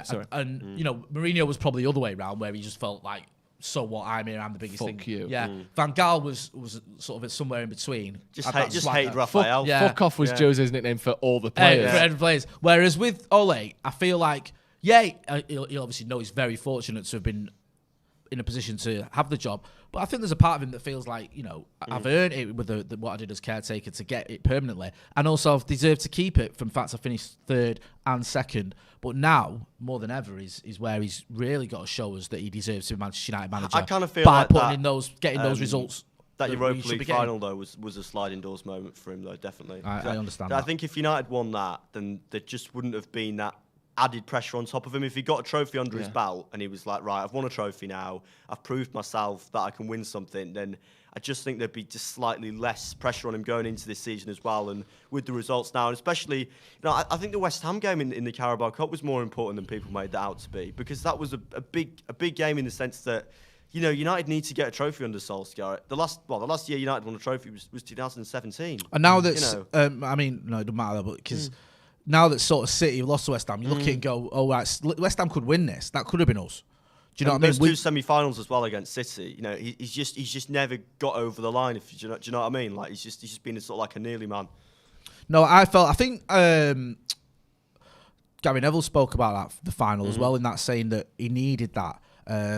He needed a trophy, and people can't just dismiss losing that final because it can make a big difference. You look at what Fergie did in 1991 and all me and Steve and we'd already even the 1990 was probably more important because Fergie was under pressure. I think we finished 13th that season. The FA Cup saved him. If we'd have lost the FA Cup final and finished 13th, you're going into the next season, you're under all sorts of pressure. To Crystal Palace as well. Yeah. Whereas Ole, for his chance to put that to bed, win some silverware, get some belief in him, get that monkey off his back and all that jazz, he didn't. And against the Villarreal team that were there for the taking, you can see Roy Keane on the screen having a bit of a rant. I wonder how much Sky were kicking themselves that they had Jermaine Defoe instead of Roy Keane last week. Was it Jermaine Defoe? Yeah, it was Neville, Souness, Carragher, Defoe. It's like, why was Roy Keane not? I mean, I don't care, but Roy Keane's pulled out. It's like, exactly. Yeah, who we got? Roy Jermaine Defoe's Keane's in the building, spontaneously combusted in the lobby. Yeah, and that's no knock on Jermaine Defoe, but he's not a Liverpool player or a United player. And Roy Keane can't legally work any more hours for TalkSport that week, so they've had to drag him into Sky. The most sort of box office pundit there is at the minute, isn't he? I bet they were kicking themselves after that, especially after the result. I actually didn't know that Jermaine Defoe is not in that calibre, is he? No, he's not a particularly well-known pundit. I'll tell you what, though, he's a lot better than his namesake, isn't he? He's Jermaine Genius? Yeah, he's awful. I thought you meant Willem Dafoe. No, when they got him in for the United versus Palace. Quality actor. Who's the worst pundit, right? The worst celebrity pundit you've seen on a panel. Can this include radio? No, on Sky Sports or on telly. Oh, go on. Yeah, sure. You can. Jamie O'Hara seems to be particularly going out of his way to be shit. But I think he does that intentionally. That's what I'm saying. TalkSport, isn't it? Yeah. He's going out of his way for it. So I don't know. On the panel, for me, the worst I've ever seen, where I was actually considering cancelling my subscription, was Noel Gallagher. Because I thought, why is he on the panel giving his tactical insight into the game? If this was about, we're watching the Grammys or whatever, not the Grammys, is it the Grammys for the music? The Brits. Oh, the Brits. And fair enough, Noel Gallagher knows about that.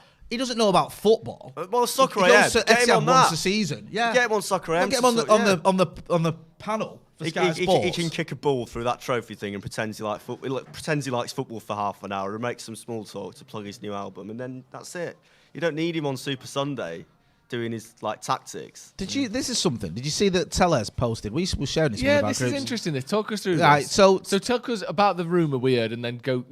There was a rumour that we heard this morning that Cheers. Alex Tellez was going to be starting. It was going to be a 3-5-2 or a 5-3-2, depending on how you want to look at it. And that Alex Tellez was going to be part of it. Thank you. Have you still got my card?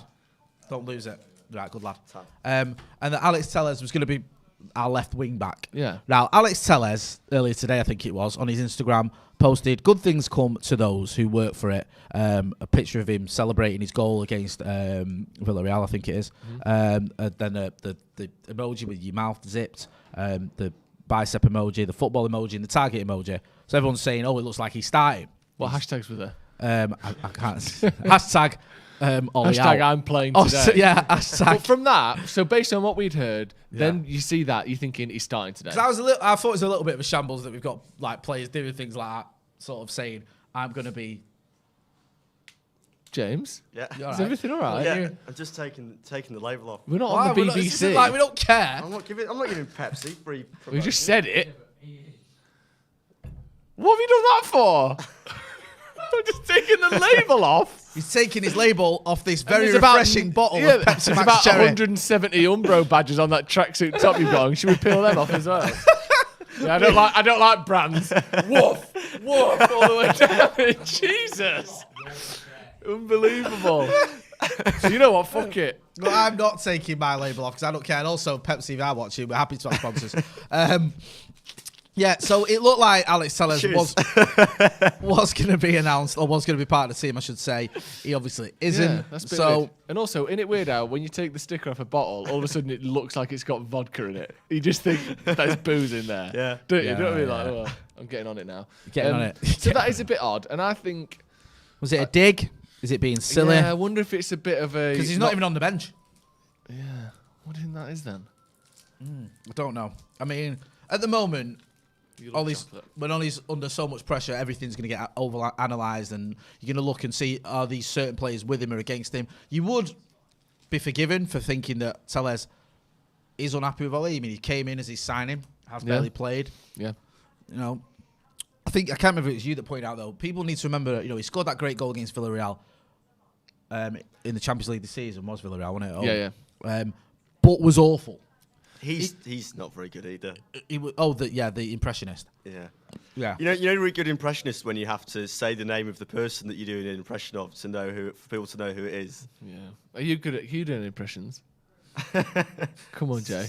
Can you Why do an have you gone impression to of a a man meeting? eating I thought chocolate? I'll do this. I want you to go on. talk. James, can you do any impressions? Of what? Well, person. you tell me. Well, no, I'm not setting myself up like this after I've just criticised an impersonist. Tell us who it is and then do it. I bet you've got one up your locker, up somewhere. Will not have my locker bandied around this office. I can do angry North Walian supply teacher who can't control her class. Go on then. Not another one of these. Right, Sick ladies of and hearing gentlemen, these. I know you've heard it's like fucking Morgan Freeman, this, but angry North Walian supply teacher who can't control her class. Take one. I don't actually understand what your issue is because I've asked 3 times now and you just keep on talking over and over again. I'm not finding this funny anymore. If you're going to talk again, get out of my lesson now because it's not funny at all. I don't find it funny. You do the full and hour? neither does everybody else in this room. Everybody so else. Stop right now, please. Thank you. That was fantastic. Yeah. Well done, James. Yeah. Can you do one? Go on, you do yours now, mate. Well, no, because mine's angry North Walian supply teacher who's mad at her class, but I can't follow that. No, I don't have any, really. Do you have any, Jay? Oh, God.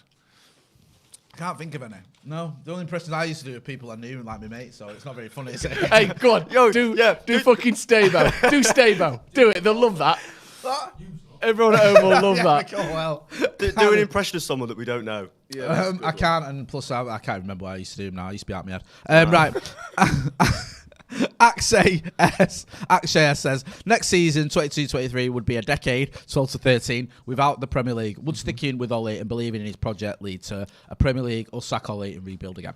Well, it's not Ollie's fault. It's been 10 years, is it? We've got to say that first of all. I know he's not saying that either. And also, until it's weird because until this season we were moving forward in terms of getting towards a proper title challenge. Third place finish, second place finish, closer to City than we were under Jose when we finished second. And you think, right, let's go on, and then it's just not happened. I used to get called germs in school by my teachers because they couldn't pronounce James because of the strong accent. Really? Jesus Christ. Germs. That's not hard, is it? Alexander Predovic says, if Moyes didn't manage us before, would we be looking at him as a potential candidate now with how he's been at West Ham? People would be saying Moyes, get Moyes in. Some would, not everyone obviously, but I could see that. Carl Hagan says, with 5 at the back and those 2 up top, I think we look pretty solid, and if we need width, we have a good bench. Am I the only fan okay with the lineup?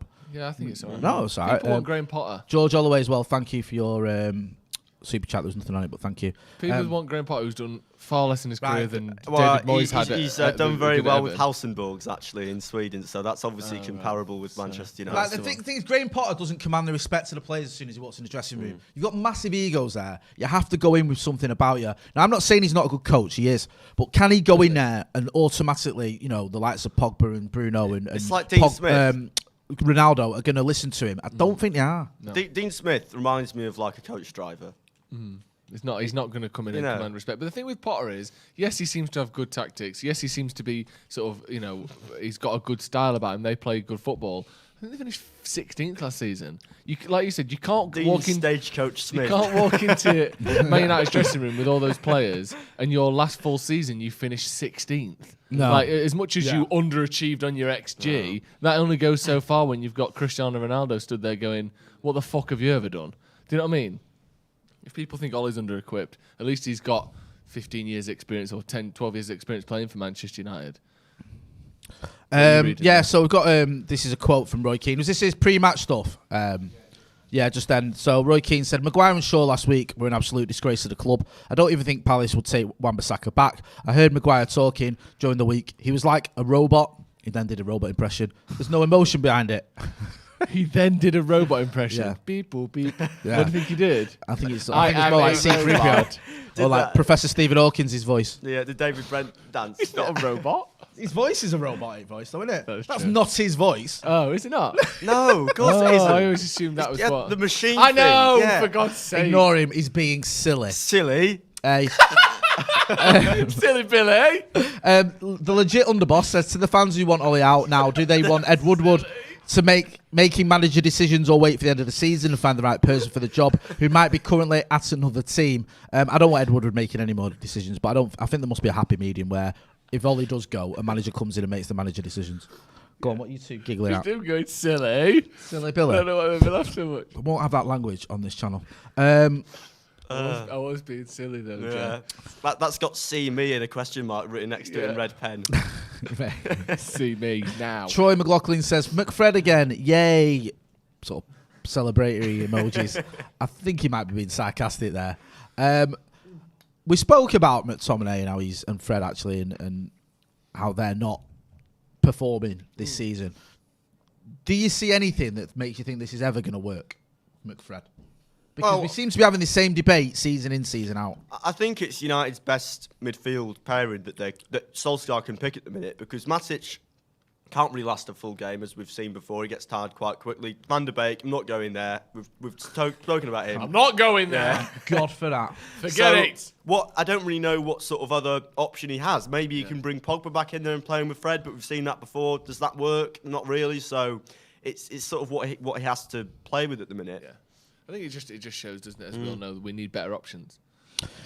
Yes, we do. Get involved in the comments, get involved in the chat, hit that like button as well, and subscribe to the channel if you're not doing. Let's get to 700,000 subscribers by the end of the season. Yeah, hit subscribe if you're not. Can we talk about Shaw and Maguire? And I think I'll preface this, and I'm not speaking on your behalf, but I'll say something I think you agree with. Before we criticise Maguire, did you say Sean Maguire? Shaw and Maguire. With the D Sean and the A Maguire, taken off and just 2 apostrophes. I think Harry Maguire has largely been excellent for Man United, and this whole thing of we should sell him and his shit, I think that's nonsense. But this season, He's been increasingly I poor. know why you said it. I did tell you about this the other day. Me and you were on the radio. I was telling Joe we were on the radio, and it just turned into this thing about, let's all dig out. That was silly, actually. Yeah, it was really silly. Because, for starters, Maguire's having a bad season. Yes. There's no denying it. He is. But the idea that this is sort of turned into now people saying he's been shit since we got him. This was pitched to us as, can you come on the radio and talk about United's worst signings? And I was thinking it would be like Bebe in overtime. And it was like, so, Jadon Sancho. Should United have kept the receipt for Jadon Sancho? No, he's barely played. And the thing with Maguire is I've seen a lot of people talking about how he's been awful since we got him and stuff like that. And I'm not buying into that. I mean, his first season he played every single minute, I think, of every Premier League game. We finished third. His second season he played 34 games. His last game was the 14th game in a 14-game unbeaten run. He then got injured, and that's when things started going wrong. We lost the Europa League final. We lost to the Scousers. I think we won one of the last 4 league games. So last season he had a good season. The season before he had a good season. In the Euros, he was in the team of the tournament, star of the match as they call it now. Against Germany. My point is, he is a good player. Yeah. He's just been poor this season. Yeah. So I'm not giving up on the idea that he can turn it around because he's a good player at an age where he's not past it. He's 28, I think. Yeah. But there seems to be this thing developing of, he's been shit since we got him. And I think, well, he hasn't really, has he? No, he's not. And I agree with everything you've said there. And that's why I'm willing to say he's been so bad because you have to give both. And I know you weren't avoiding doing that, but he has been shocking. And I think I'm not going to send that. Yeah, and I think the fact that him and Shaw are both so bad, it's like they're dragging each other down because neither one is ever bailing the other one out. Like Shaw's positioning against Liverpool was comical at times, but Maguire's not at his peak where he can occasionally bail Luke Shaw out. And at the minute, Maguire he's got that sort of clumsy, turning around slowly, a bit kind of ditzy thing that he has. And Shaw isn't at his peak where he can bail that out. They're both, that sort of left side is just sort of collapsing before us. Excuse me. And I think because of that, people are, pushing it way too far, saying he's shit and never should have signed him. And the questioning the captaincy thing, I understand. But you've got to remember, when he came in, he'd already been there for 5 months or whatever it was because Luke Shaw actually only left in January, didn't he? Yeah. We didn't have Bruno Fernandes. He didn't even exist at the club yet, let alone knowing how good he would be to give him the captaincy before he's even played a game. David De Gea was, a year and a half into a shocking run of form that was basically putting him on the edge of even playing for United again. Marcus Rashford was the other sort of candidate in terms of he plays a lot, he's good, he's got a good head on his shoulders, but he was 22. There wasn't maybe you wouldn't have picked Maguire, fair enough, but there wasn't an obvious other option to go for, and it's not his fault he was made captain. No. Well, that's the thing we were talking about, wasn't it? On a certain radio station that they were like, "Oh, should United have signed Maguire?" Well, at that time. Literally, United had no other option in terms of centre backs. He was probably the best centre back they could have signed after his period with Leicester. Yeah. I mean, it's funny how it twists very quickly, and rather than people going now and looking at the present, then all of a sudden you start rewriting sort of the past. He's always been poor for United. I don't think he has, and I think he was a massive improvement. There was a time I remember when. I think when Chris Moore went to Roma and everyone was raving about him at Roma, saying, you get Chris Moore, let him go too soon. And then we played Roma and Chris Smalling was at fault for about 3 goals. And people go, actually, that's the Smalling that left us, not the one we had in 2013. Nostalgia's a disease. Yeah, there's also a time where, I think it was last season, quite substantially far into the season, where United had the most clean sheets in Europe. Yeah. Remember that stat every week? We would I'll be honest with you. Some of that was helped by the Europa League. I'm more worried about Luke Shaw. Me too. Than I am about Maguire. I think of the two as well against Liverpool, it was fine margins. I mean, you could argue that, but I don't even think it was that fine a margin. But I thought Shaw was worse. I think Shaw was way worse. All right, fair enough. I think Maguire was really bad, and Shaw was disastrous. Yeah. Shaw just didn't play what he should be every doing single goal on came any down level. side. It was unbelievable how bad Luke Shaw was against Liverpool. Think about Luke Shaw. No, I agree with you completely. I think, especially with Shaw this season, obviously, like we were talking about with Maguire, he had a good Euros with England, but he's come back, and I just think, I don't know, some of United's players, it's just taken them a while to adapt almost this season. They're just not at the same level that they should be, and it's strange because there's almost no reason for that because they played well in the summer. It's bizarre how they've almost gone backwards in a way because Shaw last season was really good. Yeah, it was excellent. There's a minute's silence now. Well, also, sorry, someone's asked here, Joe, when are you doing your podcast? I think this is for the armistice and for the remembrance, sorry. The new podcast with Joe McGraw is coming this week. What's it called? Sloppy Joe's podcast. What's the sort of the topics? So we've got the 9 out of 10 club where we basically bring a food or an item that we think is 9 out of 10. Yeah. And you have to convince the other one it's 9 out of 10. Joe's going to tell a story about the time he shat himself, because he shat himself dozens of times as an adult. Nice. What? That's bad, isn't Really? it? Yeah. He's one of those adults that can't stop pooing himself. It's not very respectful. But some of the stories are very funny. But that's it. Go on. Sorry. You asked me. No, he's annoyed because we're not observing the minute silence. It was a joke. Right, I was worried then because I never know you. You got us in trouble last time. McLarmer. No, that wasn't me. No, that wasn't That you. was Let's not not me. let's not relive Let's it. not go there. Right, McLarmer. It wasn't you. Wasn't That's all. me. You're right. It wasn't. McLarmer in the super chat says, when you ship 11 goals in 3 games, it makes sense to put all on the defence, even if it means playing a back 7. First, stop conceding, then start building on that. In my honest opinion, Conte did similar at Chelsea. I largely agree with that, to be honest. Yeah. It's sort of initially, or if we lose, you can describe it as being sort of a bit route one in terms of thinking, well, we're conceding loads, let's just play every defender that there's ever been. But at the same time, we need to stop conceding goals like this. Like I said, 11 in 3 games is unacceptable, and that has to stop. What do you make of the poppy? Because obviously we've seen some players obviously not wear it or prefer to wear like a white poppy. Yeah. It's like an interesting topic, isn't No, it? I get it. Because United, do you remember a few years ago, Yeah. United wouldn't have it on the shirt. Yeah. And then everyone was losing their minds, going, oh, United. Blah, blah. And United were like, we'll pay the money that everyone else pays to the World's the Poppy Foundation or whatever it is. And we respect, we're just not putting a shirt out with a poppy on it. We're going to do it differently. Yeah. Because people say, like politics has no place in football around Black Lives Matter, but when it comes to poppies, it's like, oh no, you should wear one. I It's mean, like, I'm not particularly bothered if we have a pop. I'm as long as we pay the money and support it, which we are doing. I think people just tend to get outraged over things too quickly, and it's not like we're saying the people who've served in the armed forces don't deserve recognition, or people that are serving don't deserve recognition. Of course they do. Do you know what I mean? And United have got a history of that sort of ties to that. You know, Matt Busby was a PT teacher, or whatever you call him, in the army. Do you know what I mean? When he got demobbed, he came to Old Trafford. Old Trafford was bombed to bits, and he came back and rebuilt it, of course. So this whole thing that we don't care is just nonsense. James McLean player is it Stoke that he plays for? No, that's the thing that goes on every year, because he won't sing "God Save the Queen" or whatever. He won't wear a poppy. And I think Matic doesn't wear one. Right, fair enough. Because of where he's from. Because of Serbia and obviously what went on there. I mean, I understand it, and I think you should always have the right to, And that's what I'm saying. I don't have an issue with people wearing a poppy. I'm just saying that people that don't, you should respect their opinion and you should understand why they do it. If that makes sense. Yeah, of course. And I think that people just like to sort of just kick off, don't they? Yeah. United kicking off now. Funnily enough. Yeah. From one kick off to another. Yes. I've just realised I'm shitting myself now. Like and Joe I think McGrath. the hour building up to the game is my favourite bit these days.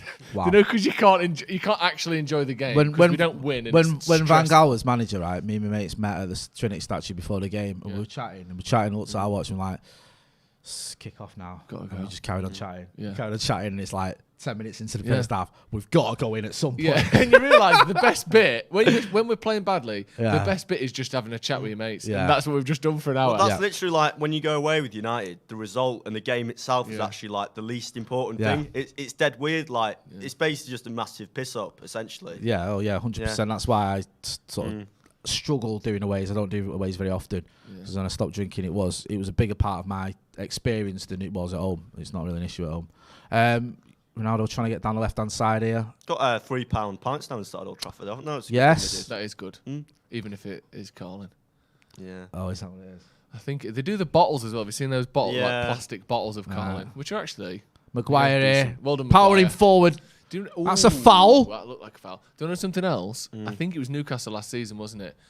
Everyone was calling for Maguire to be dropped. He had that rough start after the Mykonos stuff. Yep. And Ollie kept playing him. That and is he scored a goal. Sorry, that and is then just mental though. The Mykonos stuff, isn't it? What? It's just insane. that happened. Yeah. Just fought a load of coppers in Greece. And then people just brush over that and talk about the Mykonos stuff. Yeah, Is that's it- still ongoing. Yeah. But he played him through that bad form, and he scored a goal, and he was brilliant, and he came out of it and was excellent for most of the rest of the season. He was. I wonder if that's Because he why had he's a not bad dropped spell him. as well, didn't he? Because he got sent off for England as well during that time. Yeah, Didn't he? yeah. It was all That was that going wrong for period. him. Yeah, and then he turned it around massively. Yeah. Got to be careful there on Both looked Wan-Bissaka. alright there. Looked like it could have been. Yeah. Tiffany Johnson in the chat says, "Can you all stop the talking?" No. We tried it with no talking. Yeah. It just doesn't tend to work as well No. because then you've basically got 3 people just sat here. Sat looking at I reckon some people would watch that though. Just people just sat there. like Big Brother. Do you remember you used to do Yeah. the 24-hour version of Yeah, Big Brother? Where you could just tune in on like my E4. dad used to watch that. It's like, what is it? Nothing's happening. Yeah. In the middle of the night, watching like 12 mock celebrities. When I was sleep. away in Malia, working away in Malia, I was there away for Mum's and I had like one of them old phones. This is back in the early 90s, so phones weren't what they are now. And I dropped it in a pool and it got water on it, so it wasn't working. Anyway, my story is I didn't speak to Mum and Dad for Mum's, right? And then he sent me a message, and the first message he sent me in Mum's was, who'd won Big Brother? What, they just said the winner's name? It's like, I can't remember who it was. Jade Goody. Yeah, no, it was like, whoever it was has won Big Brother. Hope you're all right. And I was just like, all right, nice one. Yeah. Well, the good thing was, right, and this is completely off topic, but there is no topic. The first series of Big Brother was good because people weren't doing it to be famous. So it was more like a social experiment. Same with Love Island. Do you remember when they came out and there's no one there? Like in the first series, it's just like you came out, just like you're leaving your house. There's no one, like no one waiting for you. It was weird. It is weird. Yeah, Big Brother used to be good, wasn't it? But it just became, like you said, people trying to get famous, and then them pandering to wacky characters who wanted to get famous. Racism as well towards the end. It's always the racism that spoils it. Isn't it? Yeah. Right. And then instead of saying, I'd probably stop with the sort of Indian jokes here, they'd sort of basically just let it continue to the point where it got completely out of hand. It became a diplomatic incident. Yeah. Yes. So The game's kicked off. anyway, K Armin TV says witness Ollie win against Spurs and Atalanta, then get destroyed by City, and Ollie still keep his job to the end of the season. It's all well written already. Well, I don't know. I don't know about any of that. Do you know the only thing now? Start with the I win, want, yeah. I just want to see us win this game. Yeah. That's my only concern. I don't want to get all ahead of the Meta, game. Yeah. to quote Mark Zuckerberg. Nice, Oh, nicely here we done. go. Hey. I don't want to get all meta and plan out the next sort of 10 results or 25, 30 results like we're doing there. Are you going to Just start win calling it Meta now?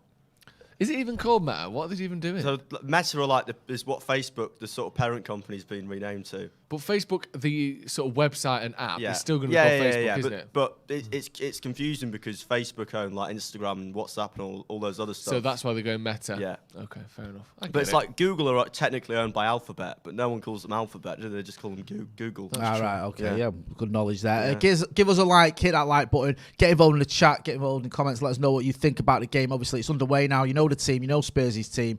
If you don't, I'll just run through both quickly. Go on, Why Joe. doing that? We haven't done predictions, James. Oh, sorry, go on. I think it'll be a draw. I'm saying 1-1. 1-1. Jay? I went for 1-1, so I'll just go 2-2 just to mix it up so we've not got both the same. I'm going to say What are you going 3-1 for? United. You're going to say 3-1 Manchester United? I fancy it. You do? Right, okay. Well, I think that, looking at the team that's Ollie's set out for and the way we've started, it's looking all right so far. Are you looking for the team now? Yes. Do you want me to just say it? Yes, go on. I I was going to do the subs as well, but go on, you can do all the way. You can go De Gea, through. there you go. De Gea, Wan-Bissaka, Varane, Maguire, Lindelof, Shaw. Then it's Fred, McTominay, and Bruno, and then you got Cavani and Ronaldo up front, and then you can see the subs on the screen. There: Henderson, Bailly, Dallo, Lingard, Sancho, Matic, Van der Beek, Greenwood, and Rashford. Is that a save then from? I missed that. Was that? No, went wide. Went wide from Son. Yeah. Obviously, you talk about Harry Kane and how important he is for Spurs, but Son's one of the most dangerous players in the Premier League, isn't he? Yeah, he's very on his day. The Spurs team is Lloris, Royal, Dyer, Romero, Davies, Skip, Højbjerg, Lo Celso, Lucas, Son, and Kane on the bench. They've got Galini, Sanchez, Tanganga, Rodon, Doe, Regulon, Dele Alli, Ndombele, and Bergwijn. Emerson Royal sounds like a cruise ship. Yeah, it definitely does. So Spurs have got what was it a save then? Sorry, a deflection. Deflected All right, wide. sorry. Corner to Tottenham. Oh, Ronnie with the Ronaldo. clearance. Do you know that goal that Arsenal scored today? Was it Gabriel that scored it? Yes. When's the last time we scored a goal like that? Cross to the near post from a corner, just glance it in, goal. Yeah, We just don't score goals. Like the one that we conceded the other day. We just don't score goals like that, ever. Maguire as well, he's not, when it comes to heading, compared to someone like a Steve Bruce, he's just nowhere near it. The trouble with Maguire is he wins so many headers. He wins so many headers. Every game he has at least 2 headers. From our attacking corners. And his goal scoring record is like every 100 headers he has, he scores a goal. Here we go. United attacking here now. Bruno, Have you been to Spurs' new ground yet? No, I haven't. Wan-Bissaka here. Can you get a cross in? No. So this is the one problem you got with this formation. You're relying on Wan-Bissaka almost on his own on the right hand side. Bruno with a better cross there. Cavani with a header. Didn't really get all of it proper with that glancing header there. It's gone wide, I think, for a goal kick. They've got those pints, haven't they, that you put the thing down and it comes up. Yeah. Why is that preferable to the traditional way of doing pints? Just because you can get some 16-year-old that's don't know how to pour a pint to do it? I don't know. Just looks nicer, doesn't it? It's just funny, isn't it? How's it work, that though? Don't worry about it. All right, okay. I don't want to. I don't think. I mean, I'm never going to have one, so I'm not really bothered. I couldn't truly understand. Curious, it. How is the pint coming through the bottom of the glass, and then you take it off and it doesn't leak? Yeah, there must be some filter or tab or something that pops up.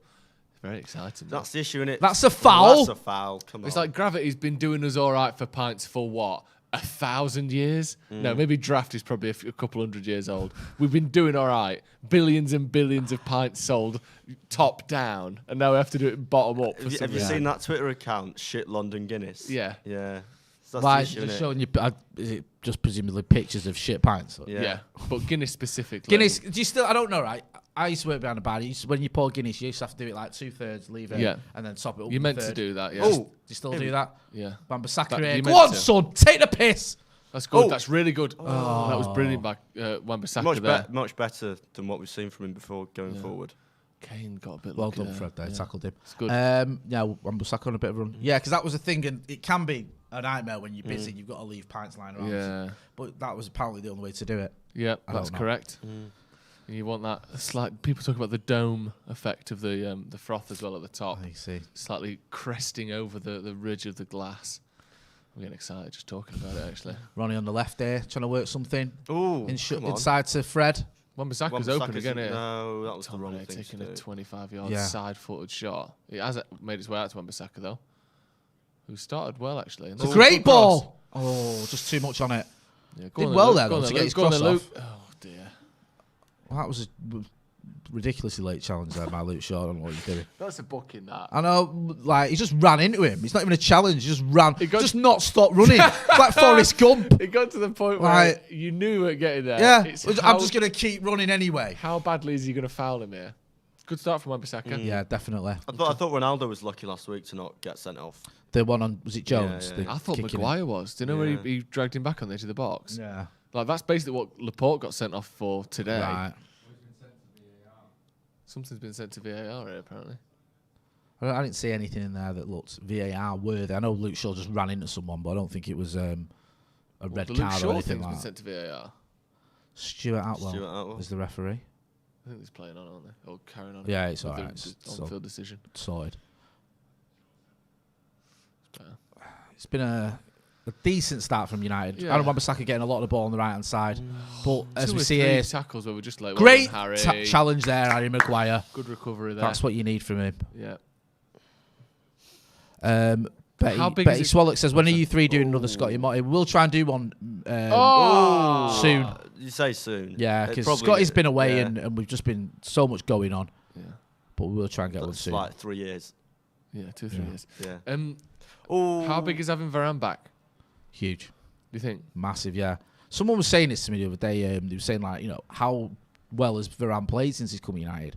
I think he's played very well. I mean, I know we've not had a clean sheet with him in the team, but that's not his fault. No. I think he's been, you know... Well, United looked so shaky against Atalanta because he wasn't in the team, I think. The trouble with the signings we've had, just quickly, is all the worst things you feared about these signings, realistically, have come true. Like, realistically, you know Sancho's a quality player. The only problem it might take him a bit of time to settle. Yeah. That's happening. Yes. You know Varane is a quality player. He's top draw. The only problem you have is he might get injured now and again and miss a few games. Yeah. That's happened. Yeah. You know Ronaldo's mint. The only problem is the team might not work very well around him and it might upset the balance. That's happened. Yeah. And it just feels like all the worst things that you thought realistically, I mean, obviously they could all play terrible or whatever, but in sort of a bit of common sense, we're just getting like those scenarios have all happened at once. Whereas last season it was kind of not quite the opposite because not everyone performed excellently. Like Van der Beek didn't get a game, but like we got Tellez in, and we ended up getting a world-class Luke Shaw because 100%. of it. You got Cavani in, who thought he was going to be a backup. He was very much a last-minute signing. Ended up getting 17 goals. Like the signings that didn't look much last year worked out. It's a bit of a straw man argument, but Ighalo, I mean, people obviously mocked him when he signed, and obviously he wasn't quite at the standard, but he was actually quite a useful player. He's effective. Yeah. My issue with Ighalo wasn't Ighalo himself. You know, we all bought into it. I just thought it was a shame we didn't go and get a proper. Oh, Fred. That's the pen. He just went down. Scott so McTominay's slow, just gone flying. I don't know what happened there. I don't know if actually Fred who sent him flying. Come on, there's three of you around him here. You can't let him go out with the ball. Fucking hell. Does made in that. Lucas Moura's got 3 players around him, and somehow we're the ones fouling him. Just take the ball off him. At least make him go backwards. Yeah, it wasn't great. I was just looking to see what happened there. It looked like it was almost took too many touches here at one point. Yeah. Ball comes Great in, cross from cleared Shaw. there, yeah. Fred slips, and he's now there's this little interplay here. I don't know off there. the ball collision with McTominay, but I don't think it's a foul. I mean, steps across him. Not a lot in that. It's not a penalty, that is it? I'd be raging if that was given against us. If Mike Dean was in charge, he would have given that. Ha ha ha. I'm sure someone must have. Nice. Yeah. Nice. Good Done it there. stuff, that. Yeah. Mutatata Kaz says, I'm loving this back five. The players aren't afraid to attack because they know the defence isn't going to be as shaky behind them. Yeah. It's been a decent start for United. Yeah. It reminds me, actually, do you remember when United played Spurs under Mourinho? When it was one of his What last... are you doing there? It was one of his last few games in charge, and for like the first 10, 15 minutes, United... Do you know the game at the end where he came over and like clapped the fans? Yeah. For like the first 15, 20 minutes, United were actually okay in that, Yeah. and then they just got torn apart. That's I my remember worry that. with this game. Yeah. That where Pochettino was like Was it where rubbing his head. Lucas Moura basically just ran the whole length of the pitch and scored. Yeah. Great days. Yeah, that's my concern. The longer this game's goes on without United in the league, the more likely we are to sort of get worried, remember the situation we're in, remember how big these games are as they come, and then sit back and sort of go in ourselves a little bit. But we've started quite well. We need a goal, really.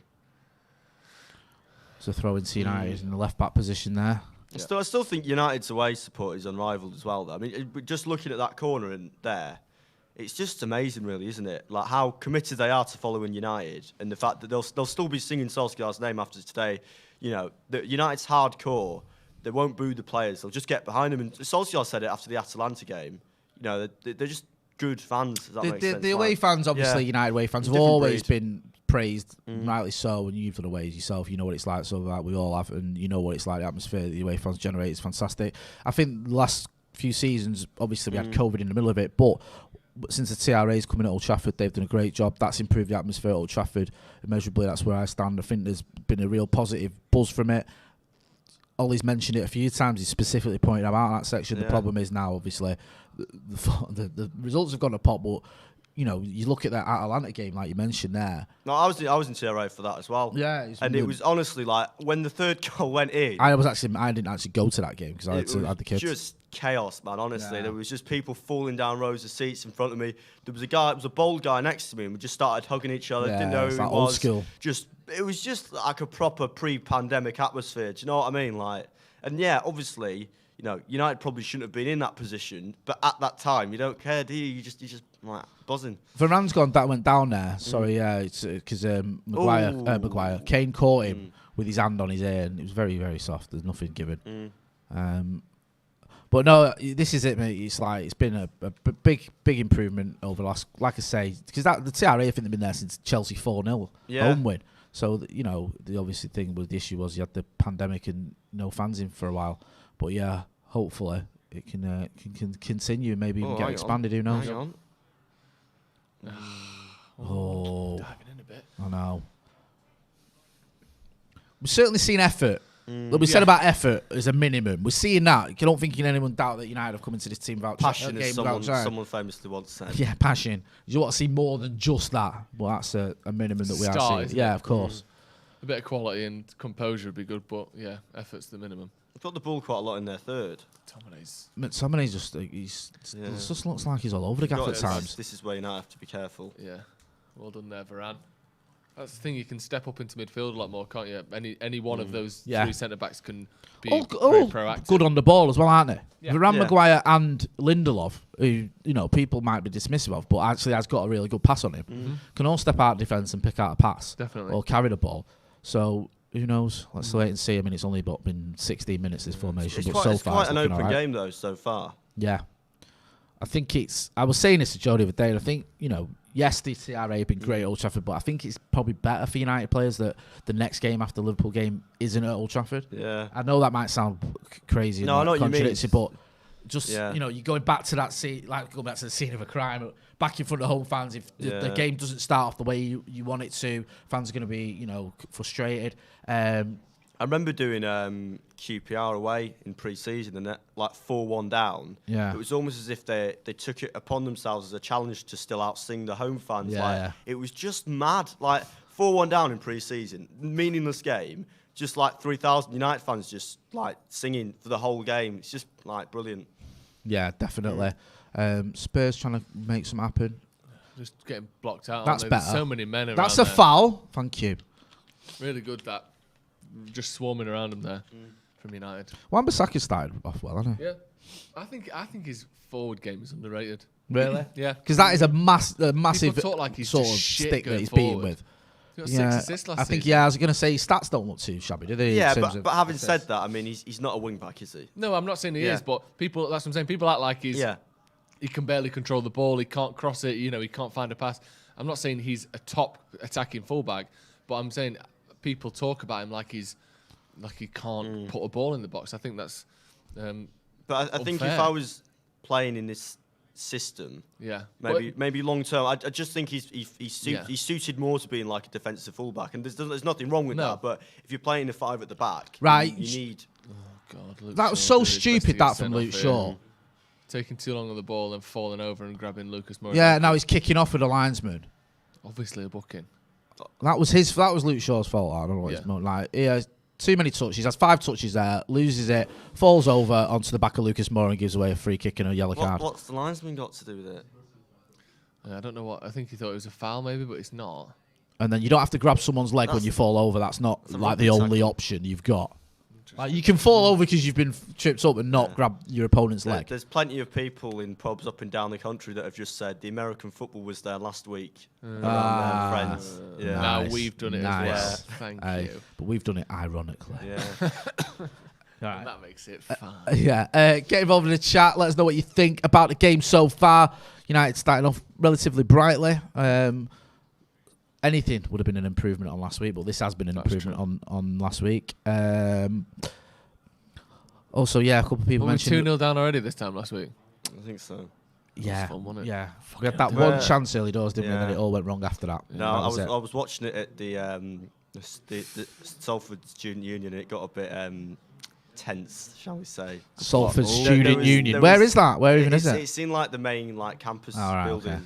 There's calls for handball against Wan-Bissaka. He slid in and blocked a cross. Let's have a look at this on the replay. Nah. No. It hits like his back, his side. Maybe it hits the back of his arm, but his arm's tucked into his body and he goes over. You're not giving a penalty for that. I don't think that's a penalty. That would be ridiculous. His arm's not out. No. His arm's like that. And he just turns away. No chance. There's way more Liverpool fans in there than I thought there'd be. Was there? Yeah. Really? Yeah. I suppose with unis, it's like the nearest big city, isn't it? So people would come to Salford and Manchester. I've never been in the university grounds. Dead loud as well, singing like loads of Liverpool songs and stuff as if they were like. Should have fucking twatted him. Yeah, that's a bit much. That's a terrible corner. Twatting him. Sing No. He wouldn't be singing. I'm not a huge fan of the one about Ronaldo because I just think there's better things to sing about than point scoring, sexual assault. Yeah, I agree. It's not the best one. I mean, yeah. Go on then. That's better. Wow. Good start from all the defenders. He's done well there, Cavani. He's done brilliantly well. What looked like just a sort of swing and hope was instead of 30-yard volleyed past to Ronaldo's head with his left foot. Very good. Right, come on, needs to step it up he a bit, does, doesn't he? man. He's just this season. Almost over it, that one to Maguire. I know, man. I almost feel like nothing's going quite right for him at the minute. I reckon Fred's a decent bloke. Yeah. Yeah. Who? Fred. I reckon he seems like a decent bloke. He gets a lot of stick though, doesn't he? Yeah, he does. I'm a bit worried about Luke Shaw and this yellow card because he's already flying in a bit. He's already done 2 yellow card tackles. Oh, that's a stupid foul. You're not booking him for that, surely. How's he booking him for that? Every foul's a yellow card. Why is that a yellow card? Is that even... Wasn't it Varane who made the foul in the first place? Yeah. What's going on here? So he knocks it past him. There's not even a foul, let alone a yellow card. Who is that even for? Neither of them touch him. He steps past him. Varane doesn't trip him, and then he falls over into Maguire. That's awful. That's not a foul. Of the two of them, Varane's the one that sticks his leg across, but I don't think he makes contact. Maguire's just there. He falls over into Harry Maguire, and he's got booked. Stuart Atwell getting everything wrong. That's just shit. And the fact, why can't you overturn that? I know it might not make a difference, but it could just do. quickly, it wasn't him, it was Varane. Fine. I don't even think Varane fouled him. Fuck's sake, it's a free kick in a pretty dangerous area as well. This. Yeah. Eric Dyer is standing over it, but I don't think a fucking meeting to decide who's taking it. Literally like me. Yeah, I like Fred's leg position there. Just stood behind the wall. Yeah. Well, sort of crouched, almost like a long barrier in cricket. Mm. You're going for the cricket references today. Yeah. Good block. Straight into the wall. I still think more people need to do what Anderson did against Arsenal. Face the keeper. And just stop pull faces at him. They're in it. Oh, he just couldn't bring it down. Why don't he use his left foot? He's on the left side of the goal. The ball's on the left side of his body, and he decides to use his right foot. Yeah. He was through there one-on-one. They've got quite United, I didn't see it properly. United were appealing for offside. I don't know if it was. They've got quite a plain shirt this season, Spurs, haven't they? The home one. Let's have a look at this. Yeah, it is a bit. Is he offside? Yeah. No. It's one for VAR. I think he just about gets away with that. Why is he using his right foot there? I don't know. Very weird. But yeah, a warning sign there for United because he's in behind. If he keeps that down, 50-50, innit? Yeah, it is. Oh, I thought that was a bit short there Good pass from as well Lindelof. from De Gea. Right, come on, Shaw. Go and drive forward now. You got to make up an attack. Well, there we go. It's a great. That's a good ball. That's a great ball. Go on. Oh, Just a bit too far in front, wasn't it? Who's that to? Oh, behind Cavani, it's that. behind. Just obviously, he had Wan-Bissaka there as an option on the overlap. Do you think he didn't trust him? I don't know. I think getting the cross into Cavani is a good idea. Because that's all Wan-Bissaka would be Yeah, doing. I think if this ball's better, we're 1-0 up here. Yeah. Just too far for him, isn't it? Yeah, it is. Not that it was a terrible ball, but just a couple of yards too far on it. And I think Bruno may have waited a little bit. Cavani was running in, he wanted it into feet. Yeah. And then Bruno hesitated, so Cavani carried on his run. It's not a million miles away, though, that. Almost. Decent effort. Yeah, better there from United. It was two balls there that weren't quite perfect enough, if that makes sense. Shaw to Bruno and Bruno to Cavani. Shaw's was too long, Cavani's This was is too an short. incredibly niche reference, Go but on. it reminded me of... Do you remember Van Nistelrooy had a chance in the 2003 Worthington Cup final against Liverpool? Are you okay? How old were you when that game happened? Like, 1? maybe. Right, go on then. But there was like a tap in, and he was stretching out for it, and he just missed it. And he nearly went into the post? Yeah. I do remember that chance. What? Yeah, I do remember that. Yeah.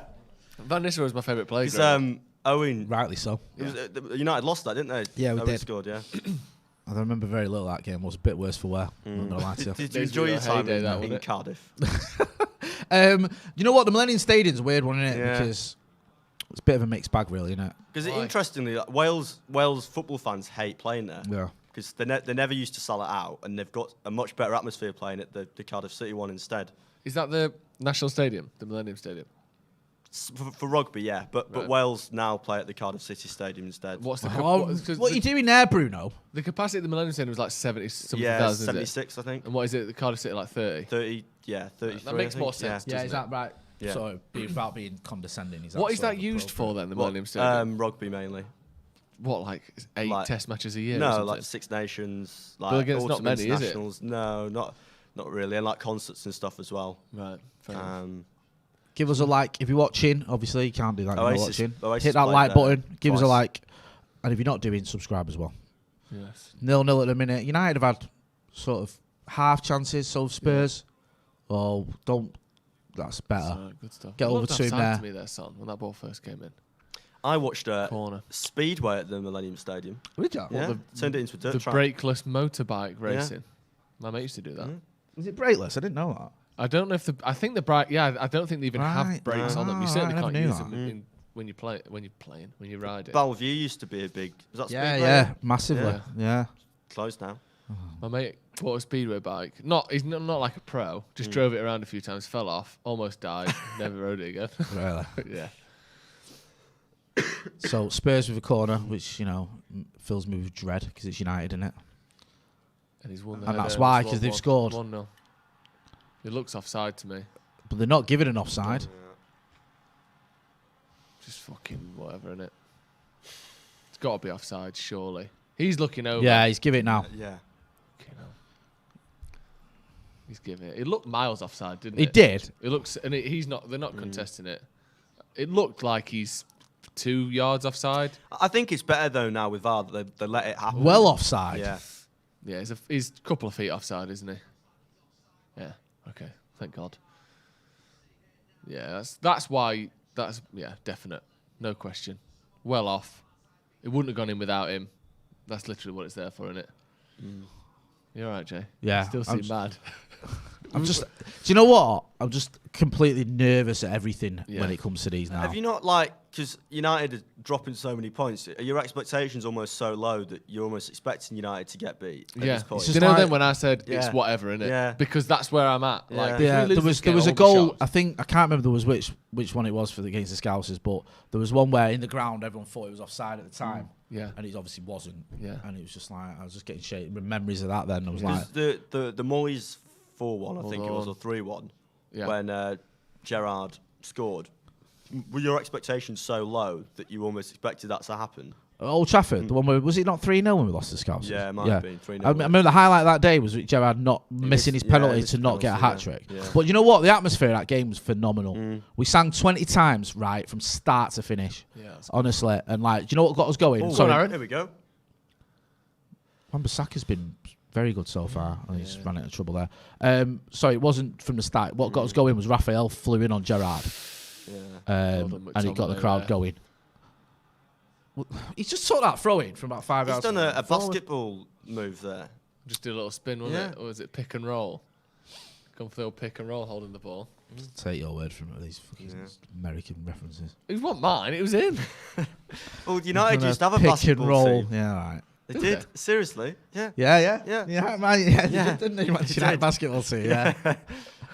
Lasted for about a week, I think. I remember that when I was a kid. Trying to chat people up. I play for Man United basketball team. What? Play for Man United basketball team. What was that last bit? Why are you 7 feet tall and I've never seen you play for Man United? One more! There you go. Oh. That was the worst ball possibly ever. I don't know what happened there. Good play by Ronaldo. Poor cross. Wan-Bissaka there, he's done well this half, I must say. Yeah. He played it like any other place he puts it, there's going to be an issue for Spurs, and he just put it behind everyone. I don't even know who's trying to go for. To be fair, his main option at the near post was Luke Shaw, so it wasn't as though you had an obvious pass on, but it wasn't good.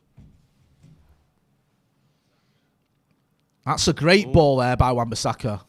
Luke Shaw, wake up there. You've got to be on your toes.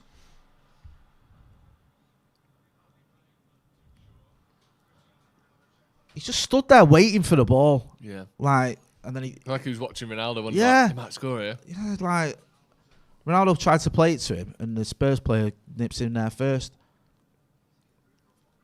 Defensively looked all right so far, United. I mean, I know little bits here and there, the Son one, but until the way the ball's been played in transition, which we looked so bad against Liverpool, so far it's been a lot tighter, hasn't it? Yeah, that's definitely.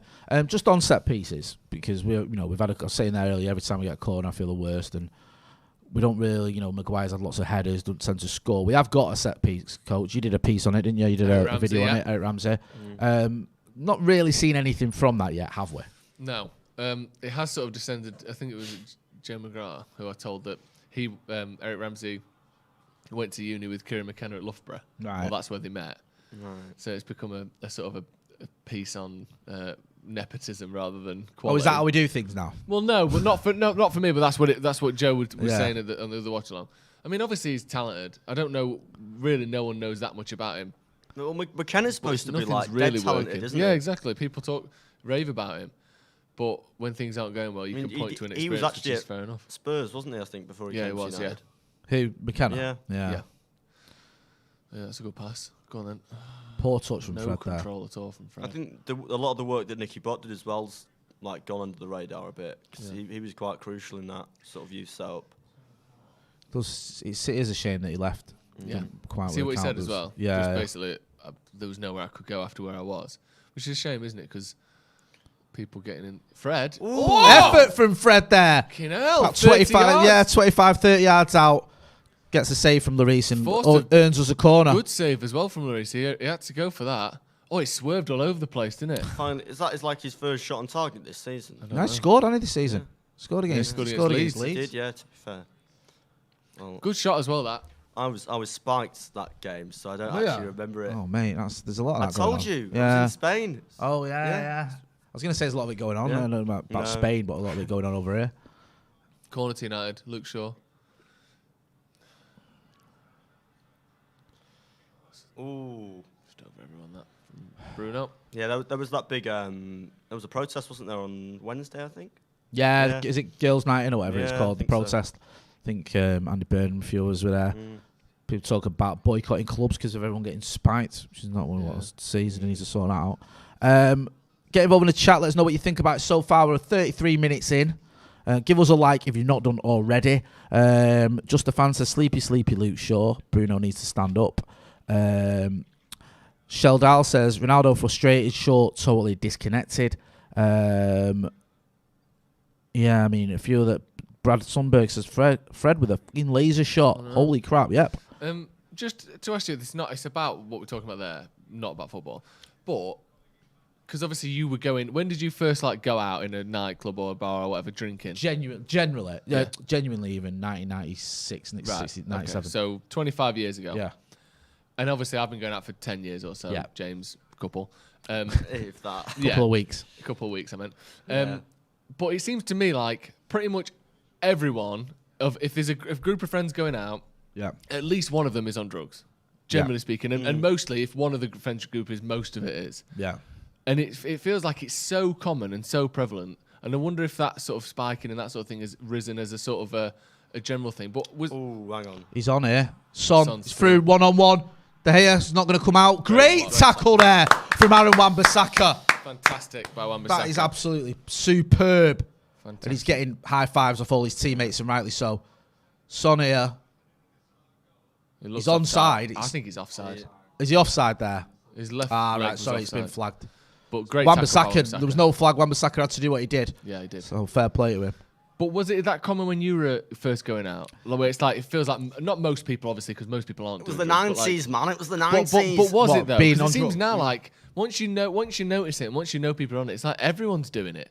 Yeah, I mean, when I was going out in the night, early 90s, well, not early 90s, the 90s, sorry, like raving was a thing. Right. There's no bowlers, life at bowlers. Yeah, but just like, but I'm on. I mean, obviously, still at like Warehouse Project and all that is still like that. But I mean, just at like pubs and bars and stuff. That's what I mean. right, was Not everyone like, coke? not like it's a big night, so we're going to get some pills. Yeah. It's just like everyone's doing coke. No, it certainly grew a lot more in the noise. Is it? For me, from what I saw myself and what I got fucking ended up doing too much of. Yeah, It's a lot easier to get hold of now as well. I wonder if 'cause it feels like it is. Like there's so many people at uni that are either like sellers or people that are involved with it. Like it's just dead common. Yeah, it does feel like it's way more common than it They used to didn't be. like when I was sort of first started going out. Sniff was a big thing. Yeah. Like, someone had sniff, like, oh, you doing that? Oh, are you fucking John Travolta? Yeah. Where have you got that from? 150 quid a centigrade and then it or became whatever. like to the point where if it's like Nanometer. Tuesday night in Witherspoon, you see people on Yeah, it. having it at home.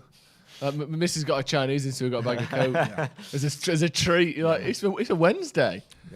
We've been to Jade Palace and now you're having an all-nighter. Because typically you associate like coke with like big like business people. What was it used to be called? Like a thingy drug, the glamour drug or whatever Oh, it's that's called. a poor ball there from Bruno. Give it straight to Son. But Yeah. Like rich people drug. It's not now. It's like a Murdoch drug.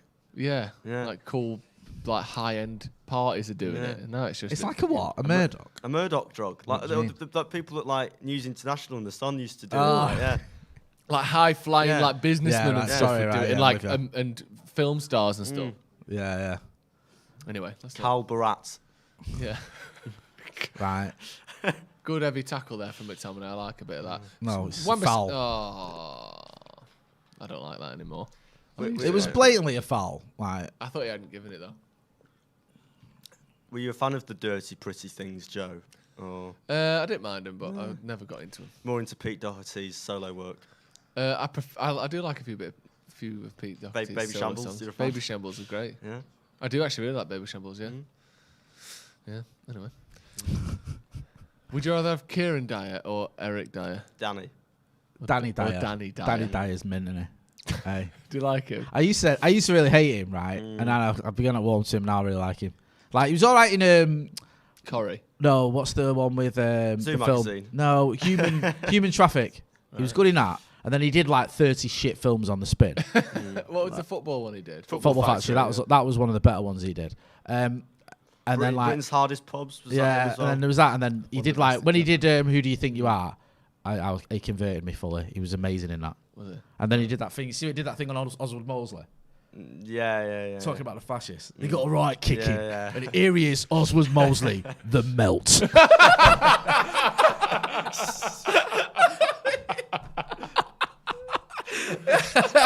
If you're going to slag off fascists, that's how you do it. Eh? That tweet is, I mean, I don't want to read it out, but No, that fucking tweet is one of the greatest things ever. Yeah, exactly. When Like, you talk about remembering things. yeah, he's just... Oswald Mosley. Oh, it's it! We're just swinging legs at the minute. It's comical. I know. No. Like, yeah, that was almost... Ronaldo using his legs there was like the first time he used chopsticks. You know, he's like, I've kind of got it under control, but not really. Ronaldo!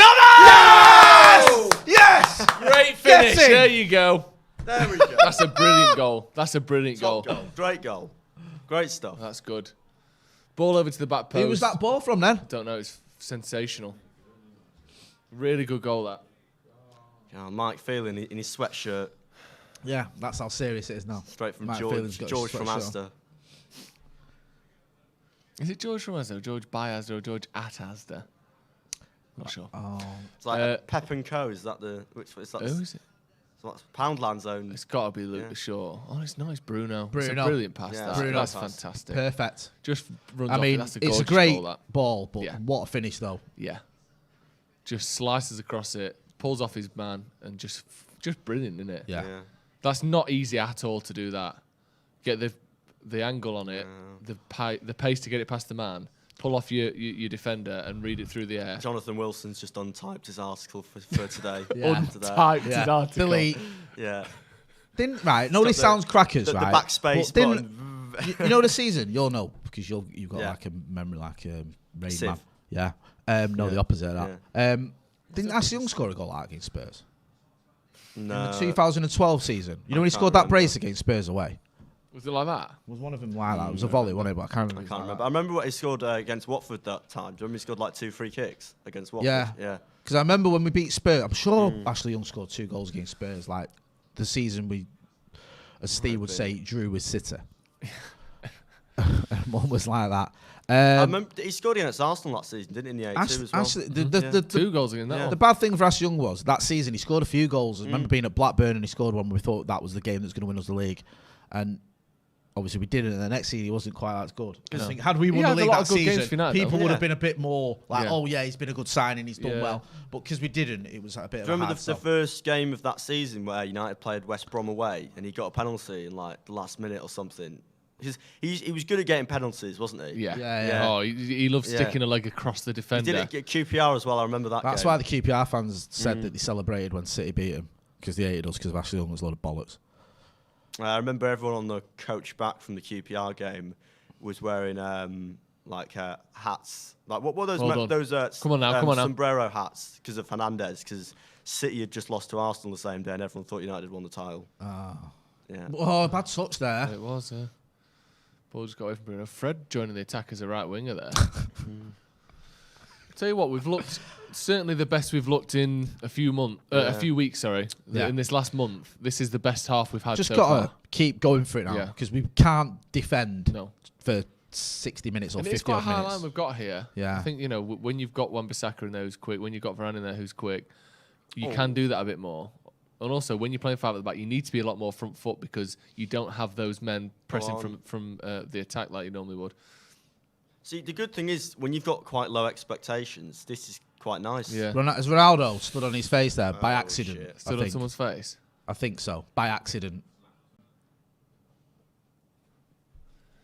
What's going on here? Who is it? Romero? Uh-oh. So what happened? I'm just trying to see what happens there. Nah, fuck. No, there's nothing in that. Absolutely ridiculous. Honestly. Embarrassing. He just puts his arm across. Not anything. It's not even a foul. Just two players sort of jostling for position. His arm slightly above his, so it goes into his chin. I mean, I agree it's not. And that's similar, like Varane went down before when Kane did something like similar thing. It's not that drastic. It was Blackburn away, wasn't it, the season before when United won the league? It's in 10-11. Hernandez got that penalty, didn't he? Yeah, I remember that. And I was at that game for the last 5 minutes. We didn't go out of our half and they didn't try to tackle us. Yeah. Because we'd won the league and they'd stayed up. So it was just like, you just keep the ball and we'll let you have it. Don't you score against us and we will try and score against you. It was like Germany versus Austria in 1982. Morecambe against Coventry. Yeah, it was so bad. Chris Kamel says, is 3 centre-backs the answer until... What are you laughing at? It's been the fucking answer today so far. Definitely. Morecambe versus Coventry. It's 3 centre backs. Let me read this super chat, then you can get back to talk about Morecambe versus Coventry. You absolute nutter. Chris Kamel. You absolute melt. You absolute melt. You brainy melt. Fascist melts. They got a right kicking. Chris Kamel says, Whoa, what's over the bar? Is 3 centre-backs the answer until we bring in a legit defensive midfielder? And if so, how does Rashford fit into the squad? Great question. Good question. Joe? You can make an argument for it. It's such a limited sample size. 43 minutes where we've looked pretty good is a start. Obviously, it's better than looking shaky like we have done. I'd get the point, though. We kind of tried to overcome the fact that we don't have many CDMs by playing 2. Maybe, unfortunately, it needs even more than that. Maybe McTominay and Fred needs 3 centre-backs behind. Like, maybe it's worse than we think. That's a good point, sorry. Especially when we're going through this rough patch where you can't trust them to rely on their instincts because at the minute everything's failing them because of the lack of confidence. Right now it seems great. And I think to the Rashford point, Rashford fits into this perfectly alongside Ronaldo. I think Rashford's great as a one of 2 strikers. I don't think he's a number 9.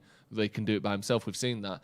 But I think as a counter-attacking option who will get back in and defend a little bit, he's brilliant at that role. So for now, it seems like the right thing to do, yeah. I agree. Saji Made says, just not fair on Bailly and Donny can't get a chance. I think I missed out. This whole thing of fairness, I just can't agree with. I understand that, maybe you think he should have more chances than he's had. Eric Bailly's been at the club for 5 years, whatever it is. Yeah. Donny's been here for 2 years. Maybe it's. I don't feel happy for them. I feel a bit bad for them. Don't get me wrong. But this thing of fairness, first of all, football isn't fair and isn't meant to be fair. And secondly, who are you playing by over in this team?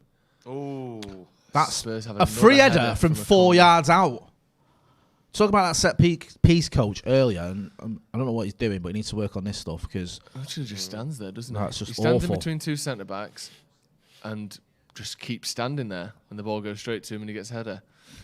But yeah, I don't have that. I feel sorry for players. Sorry to go off topic a little bit, but why on corners and everything now is everyone zonal? When I was a kid, it was always man to man. That was what you were always taught when you played football. Seems like you're not doing pick your man up, stay with your man. Very Souness opinion, that. No, it was. I know, but I want to know why. I'm not saying it. I'm not saying. Obviously, there's a reason for it. Everyone does it. It must be better. Yeah. But why I'm is it? I'm sure Michael Cox could tell you in several hours. I think Michael Cox, who makes more mistakes in articles than anyone I know. United do a mixture of the two, don't they? Isn't his Twitter at zonal marking? Yeah. But he wrote an article about how Roy Keane actually was shitting Turin. To be fair, I mean, Inverting the Pyramid is a good book. Wow, no, I'm not going to read it. Your friend, Mr. Howson, will know about it. He's probably got it on his bookshelf. That's the half-time, 1-0 to Manchester United, thanks to that boy Ronaldo. Great ball from Bruno Fernandes and a great volley. Get involved in the chat. Give us your opinions on that first half. Rebecca Jade O'Sullivan says Son did the same thing. Son did the same thing last season. Don't forget, it's clear the Spurs way. Yeah, talk about that foul where Romero was it Romero was holding his face. Oh yeah, that was embarrassing. We got cost us one of the, I think, not best goals, but a gorgeous looking goal as well. The pass through to Cavani from Pogba, was it? Yeah, just brilliant. Or Bruno. Do you remember when it was? Ashley Young should have had a penalty against Spurs? Yes. Yeah. Howard Webb, 2-footed. Yeah. They come out as at Old Trafford for that one. and Lloris, he went wasn't it? flying. Yeah. And no, it wasn't 2 foot. You're right, it was Lloris. Yeah, Ashley Young goes flying. Oh yeah. And Howard Webb didn't give it. No, because he had a bit of a reputation. He had a bit, and so because of that, he just went completely against United. It was ridiculous. Thoughts on that first half, James?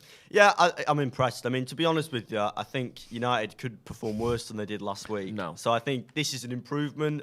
I think the goal was brilliant. I mean, we have to talk about that because the pass from Fernandes, that's the sort of spark that Ronaldo's brought to United. Yeah. You know, to be fair to other players United have had in that team, Martial doesn't do that. No. You know, and Fernandes playing that ball in, that connection, that Portuguese connection that we were told to worry about yeah. before he came, and no one's talking about that anymore. No. By the way, I think he's assisted him 3 or 4 times already, Bruno. That was a much better first half, wasn't it? Not just even if it was 0-0, I'd be saying this. Obviously, the goal sort of cements that. I think with a better team, we had. I haven't got the stats in front of me, but we controlled the ball much better. We stifled Tottenham in transitions. We didn't allow needless chances. The only worry is we did still concede a couple of chances from set pieces, which is something we can't seem to shift at the moment. But to me, that was a much better half. What did you think, Jay? Yeah, definitely. Sorry, I see you trying to do something there. No, sorry, I'm just letting. We will have fan cams after the game as well. We'll have reaction as well. It'll be in from Stephen Howson. More important people to speak to us tonight. Exactly. From Adam McCullough as well, and Kirsty's down at the ground. That for me was what we needed. Yeah. Don't concede an early goal. No. Get that 5-0 out your head a little bit in terms of just getting a 45 minutes under your belt of sobering up. No conceding, looking like a team, playing as a team, having a system that you can see where people and what their roles are.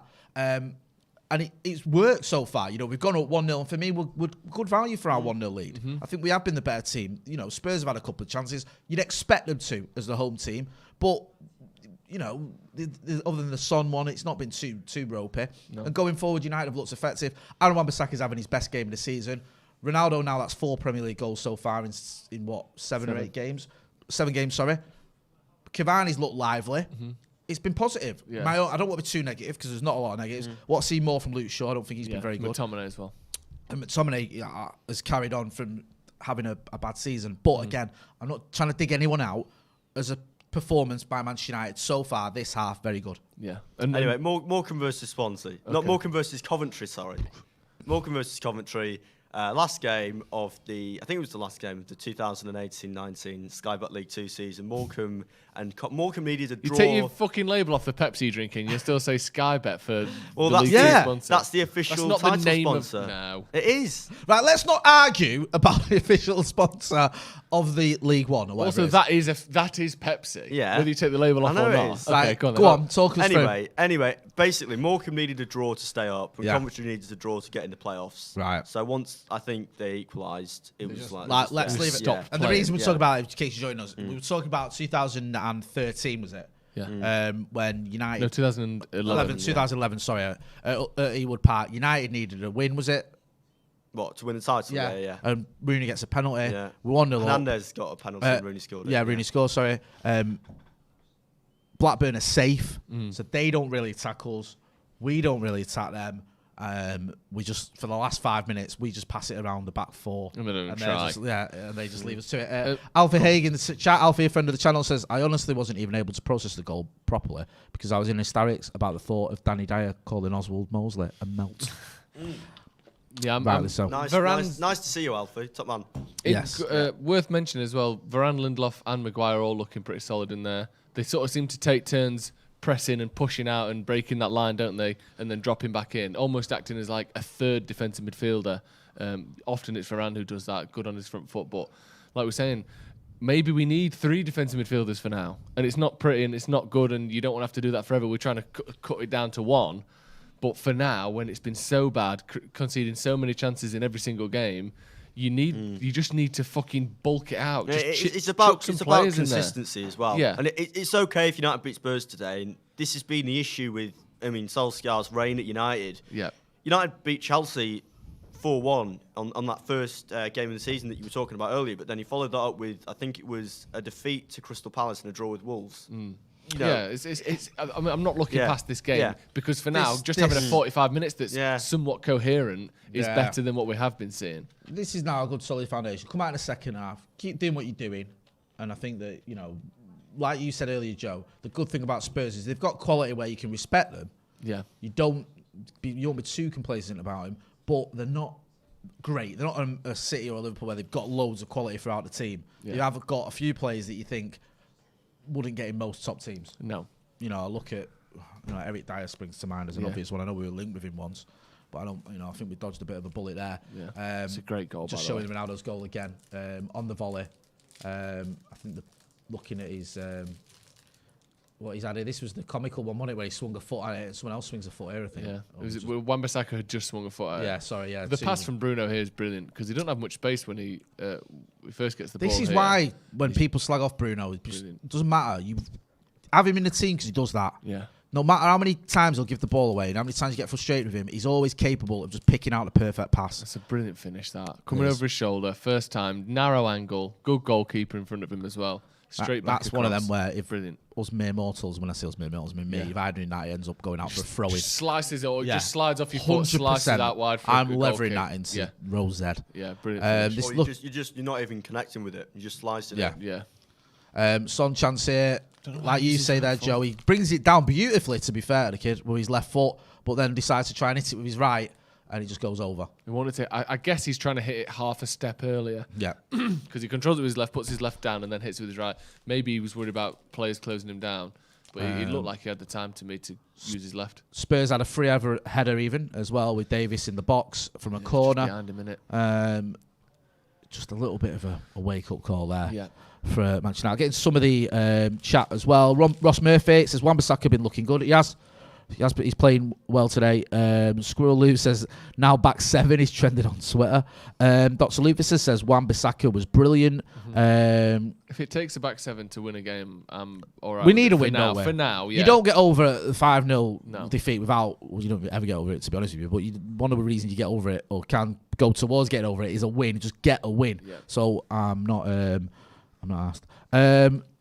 Joe Smith 93. Which Northern Quarter bar of geniuses does he run? This man is brilliant. Thank you. Yeah. I don't run any bars. I've worked in a couple of bars, but I don't run any. And they are often in the Northern Quarter, the bars I go to. So yeah. Don't be fooled by right Jumla says I was screaming 4-2-3. One was too open for the team. Great change, Ollie. Alexandra Fan says I don't mind a back 7 if we win. Yep. Jogo says Fred lost ? Fred won back a few balls. James Young, Fred's performance the first half. Discuss. I think he's been solid. I actually think he has. I mean, he gets a lot of stick, which is fair enough, but I think the shot that he had on target was good for Fred. I don't want to come across as patronising, but I thought that was a good opportunity. I think he's been sort of playing the ball well, passing it out wide, just doing what Fred does well. And when the system works fine, he's a good player and he works well within that team. And the issues are more when he becomes more exposed and he has to do too much. But I think when he's working well in a system like this, where he knows exactly what he has to do, then he's a good player. And also, like you said, it's when he gets pushed and stretched and asked to do more than he's capable of. In this, he's being asked to do sort of the least he ever gets asked to do because he's got 3 defenders behind him. He's got McTominay alongside him as well, and he looks good. I mean, the issue is when it's just him and McTominay, it's too exposed. Definitely. Yeah, and one thing we pointed out, I think it's you, Joe, and we have seen a little bit of this game. Defenders feeling that confidence to come out with the ball because you've got more support behind you. Because if you're Varane bringing the ball out, or Lindelof or Maguire, obviously, you know you've still got 2 centre-backs behind you. Yep. So you're not leaving your centre-back partner in the shit. And they can all do that, and they have done that as well. So far, this system, for this game, and like you say, it's not exactly a great sort of measuring stick to use, 45 minutes, but so far it's worked well. It has. Nick Bristow, you get this every time you're on. Is James actually James Acaster? I mean, we may as well just call me James Acaster now. If it's just sort of, I mean, it's very funny at the end of videos now. If you say, where can people find you? I'll say that I do the Off Menu podcast with Ed Gamble, so I play with the joke. That's good. Yeah. You've leaned into it a little bit. What are we thinking second half then? More of the same? Did you expect Tottenham to change much? Because I know they've had 7 shots you can see there, but not really caused too many problems other than that Heung-min Son chance. Do you expect them to do something different? Are we going to have to adapt? Do you think, James? Because again, we've not dominated. You can see the stats there. It's not a domination by United, but I think anyone watching that would say we've been probably the better team. No, and they have to get the a goal. issue is United can't sit back now and just try and defend a 1-0 lead against Spurs, because it's not going to happen, because the players that they have coming forward are better than United's defence. I know that sounds really simplistic, but United just can't afford to sit back. They've got to keep on pushing forward, because I think they can get 2 or 3 today. Honestly, with the players United have, I agree and the with way that. that they're playing so far, Spurs have looked sloppy in their own half. They have. John Gilberian Art. Sorry, I struggled with that one. Lads, class watch along. Always my place to come pre-match, mid-match, and post-match. Joe Motti, absolute legends, and of course James. Let's not forget him. Thank you. I'm not in the same league as you two. No, stop it. Correct. Even if you're telling the truth. I'm joking. You got the stat. Have you been through the stats? Sorry, I was just replying to We've not been through them, but they've been on the screen there. I mentioned Yeah. the shots there. The possession quite even. Tottenham just sort of edging that, which you would kind of expect with them being the home team. Again, the rest of it's largely irrelevant. But the corners is one. I can't believe we're still shit at corners. How's that work? No chances for United.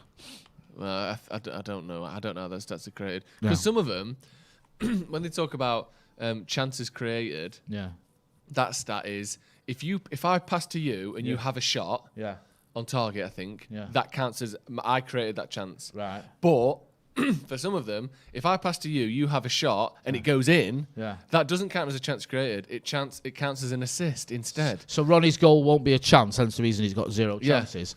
Because we've had no passes that led to shots on target other than the goal. But then I don't understand. But that's how the chances. Right, sorry, I wasn't trying to put you on the spot. Know why I that's just happened the way it I'm has a there. simple man, as we all know, and it confuses me sometimes. But some of it's odd. And I think if you've passed the ball to someone and they've scored, you created a chance. But a chance isn't the same as a goal, so therefore it goes as an assist rather than a chance created. I'm not quite sure what's happened there, but yeah, some of that stuff you just think. Do you listen to the World Service? No, because we're not living in 1940. I know. Because we are. Only when I want to know whether Hitler is sending over the doodle books tonight. James, it's peacetime. I know. Who listens to the World Service? Because it's great. They've got great documentaries on there.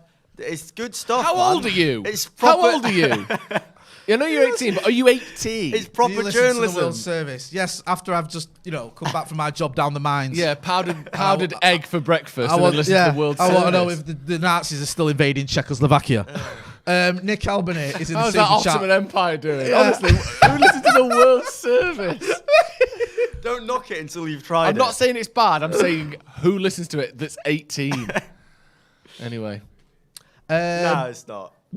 Radio 4 as well. Everyone has to go at Radio 4. It's the best one out of the BBC stations. No one has Nick a go at Albany in Radio the super 4. chat says Freddie's the scapegoat most of the time, but he actually offers more than McTominay. He's supposed to be an all-rounder, but a 5 out of 10 on everything, in my opinion. Just because you watch Newsbeat because you can't understand proper journalism. He doesn't even watch Newsbeat. He gets all of his news, and he won't mind me saying this, from TikTok. Yeah.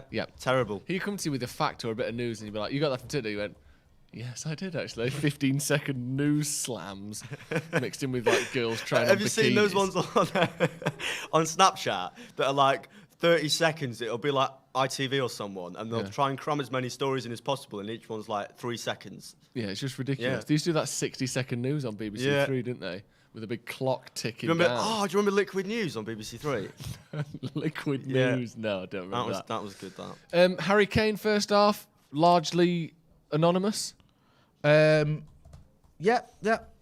So Sorry, far, so good. I'm just sorting out the fan cam stuff, so if you two want to chat about Do you that. remember Liquid News, Jay? He just said he can't talk. Harry Kane's first half, James. Yeah, it's not been great, has it? No. Thank you for that. We're about to kick off for the second half. United have got a poppy on the shirt, by the way. So I don't know if that was just a short-term thing when they didn't do that, or I'm not sure what's happened there. Because it's interesting because FC United couldn't get... They had a third shirt that had a reference to Peterloo on their shirt. Yeah. And they couldn't wear it. The FA were like, no, Yeah. you're not having that. But then their argument was, well, if you can wear a poppy, then we should be able to wear our shirt that's referencing the Peterloo massacre. Yeah, I get it. But I suppose they would say, yeah, but we've all agreed that we can do this one, and you can't just do, whichever. Anyway, kicking off for the second half. Sorry, I read that super chat then. Yeah, apologies, no, just sorting out because we are going to have some post-match reaction from Spurs as well. That's why I was getting messages about it, right. about what's we happening. were talking about the everyone's gonna be. BBC Three cult show Liquid News. I'm not sure whether you remember there was. I don't know if it's the same one I'm thinking of. There was Broken News, which is I think was one. Liquid News. I'm not sure. There was a couple of really Well good done, ones Scott. by the same person that made W1A. This is No, good- Liquid good News is driving a from proper McTominay. news show. To Ronaldo. He's dead now. Excuse me? No, the guy that hosted Liquid News is dead. Oh. That's good. Jesus Christ. We got there in the end anyway. Yeah. Who else that people might like or know is dead? Let's play that game, shall we? Yeah, Elizabeth the First. let's Right, it's Luke Shaw here going. He's got to be careful. It's Luke not a Shaw, foul. because he's on that yellow card, which He's is trying to buy a constantly worrying me. Christopher Price. Well Do you remember done, him? Maguire. We're not just naming dead people, are No. we? All right, okay. That was he did Liquid News. Forsyth. Yeah. Oh. Do you know, right? My missus, right, has cried twice at Dale Winton's death because she. Oh, Come on. What's he done there? Why didn't he run over it? And what noise did you just make then? Oh. Oh, Betty. Oh. Cavani's nearly scored. Oh, chase me and all that. Yeah. Ah. Oh yeah. Hey, Spurs give are it a attacking now, man. Oh, shit. Ah, you. Ah, well wide. Hey, hold his hands Yeah, up there. because I told her right. They'll No, Winton had don't died, play it right? again. And she started crying because she's got it because she liked him. And about 6 months later, we're watching something Dale Turn Winton it was on, off. and she was like, "Oh, what?" We're talking about him, and like she's like, "I love Dale Winton. Don't see him on much anymore." And I was like, "Because he's dead." And then she's like, "He's dead." I was like, "We've had this conversation." And she got all upset again. Don't cry. Yeah. That's funny. There's a couple of jokes that I've seen people make about Dale Winton, and I'm not going to say them because Right, well, let's not refer to them either. Hey, Christopher Hawkins says, James, any tops for us young people after surviving both the polio and coronavirus pandemics? I think he means any tips. Yeah, well, if you're going to mock me, at least get your. No, he's done you. Oh, come Might on! be offside here. Oh, Is it? Oh, Yeah, is it's it a goal? Is it a Is goal? it? No. Yes, he's Yes, offside. he's offside. Good finish though. Great finish. You thought it looked offside, didn't it? They'll check Yeah. it, obviously. Yeah. But I thought it was. The best. Oh, actually, the best one of those. Do you remember Nani's goal against Oh, yeah. Spurs? It's just off, I think. Where I the don't- keeper it's just just put the ball down.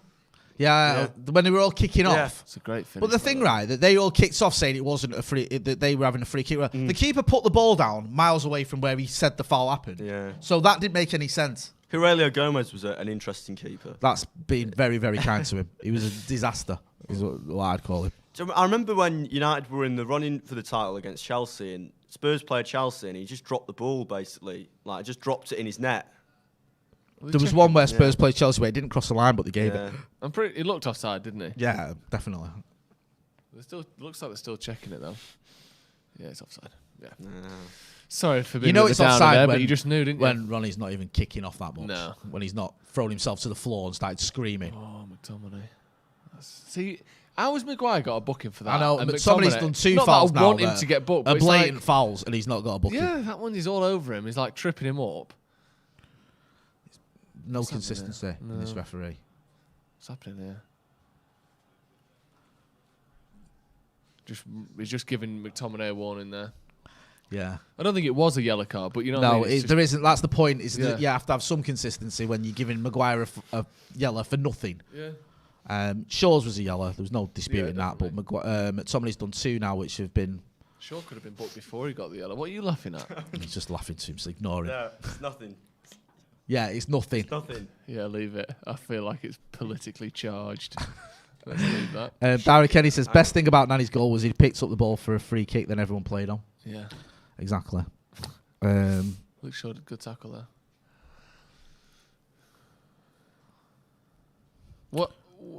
What do you think of Tottenham at the minute? Not this game, but just generally. Like, I'm what's going on scared there? to slag them off because they may No, end up no, winning I this, know. but you have to wonder about what Tottenham's ambition is. What are they Yeah. doing with themselves? It's just typical of Spurs, though, isn't it, to reach the Champions League final and just not. They didn't turn up for that Yeah. for starters. No. And you know it worried me like because obviously I wanted them to beat the Scousers. But when you saw so many Spurs fans saying it doesn't matter what happens now, we've got to the final. Yeah. And I thought I hope that doesn't creep into the club mentality or the team. Fucking look like it. Oh, we're here, we've made it, and it did. Yeah. They played Kane when he wasn't fit. I They reckon, just right. never got going. That is up there with the Juventus against Milan final at Old Trafford in 2003. That's the worst for final ever, The that. worst Champions League final. Because Liverpool scored that penalty and it was like, yeah, that's it now. It is. It isn't as bad as that Juventus. That Juventus final That was- wasn't even football. No. Just nothing happened, did it? They were, that almost caused the competition to be abolished. It was that bad. Good push there It from would have Lindelof. been mint if United had won the Champions League at Old Trafford. Yeah. See, the thing with the fact that Scott McTominay never once had that ball under control. The thing with the five at the back, I know I mentioned about allowing the players to come out, but you mentioned it before, Jay. We do have three, better than average or far better than average on the ball centre backs, and it's allowed all of them to look really good at different times. So like Lindelof looked great there. Varane done it a few times in the first half. Maguire can push right up and sort of track in with Lucas Moura and win the ball back. It gives them all a better. I don't know. They've all got more time on the ball, which they can actually do something with it. And Varane's making other players more confident, I think, as well. It looks like Maguire now, for example. He doesn't seem quite as under pressure. No.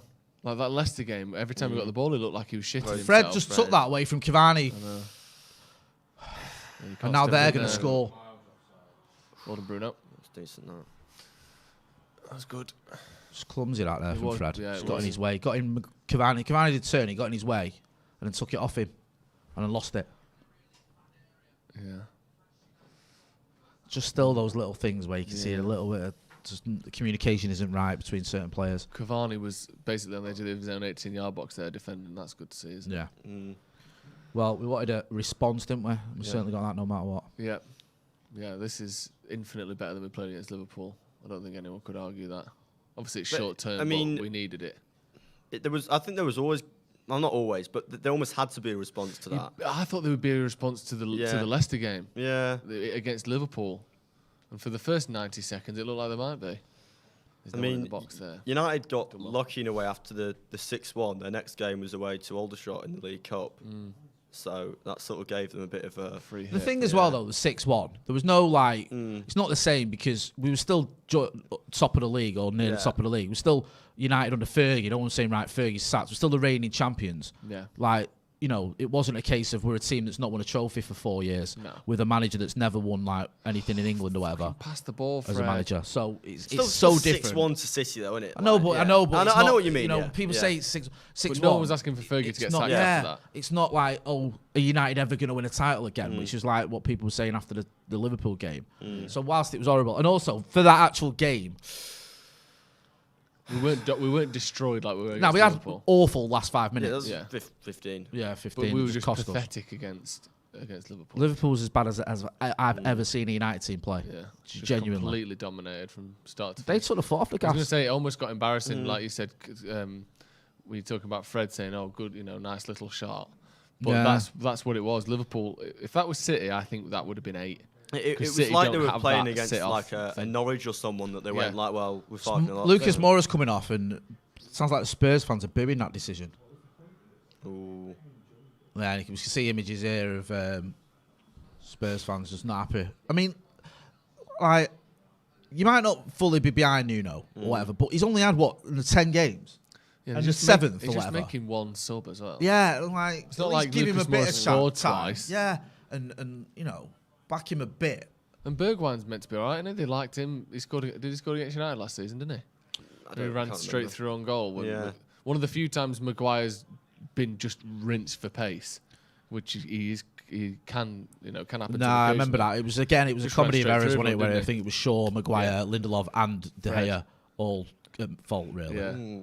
Because United's first game after COVID was against Spurs, wasn't it? That was the 1-1, wasn't it? Where Pogba came. It's so much better with fans as well, isn't it? It sounds obvious, but I'm thinking about that. Even if you're just watching it on the telly. Yeah.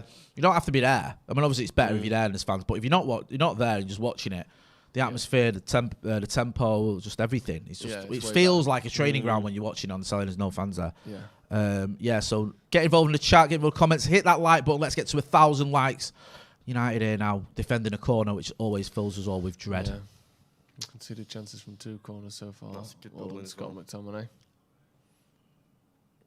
Didn't really clear it, but won the header at least. Yeah. Got it back out of the box. Bergwijn chips it in. Cavani heads it away. Well, they've got to press a bit now. Sitting back a bit here. Okay, sitting right back. Kane. Just holding on to the ball for ages there, Kane, isn't he?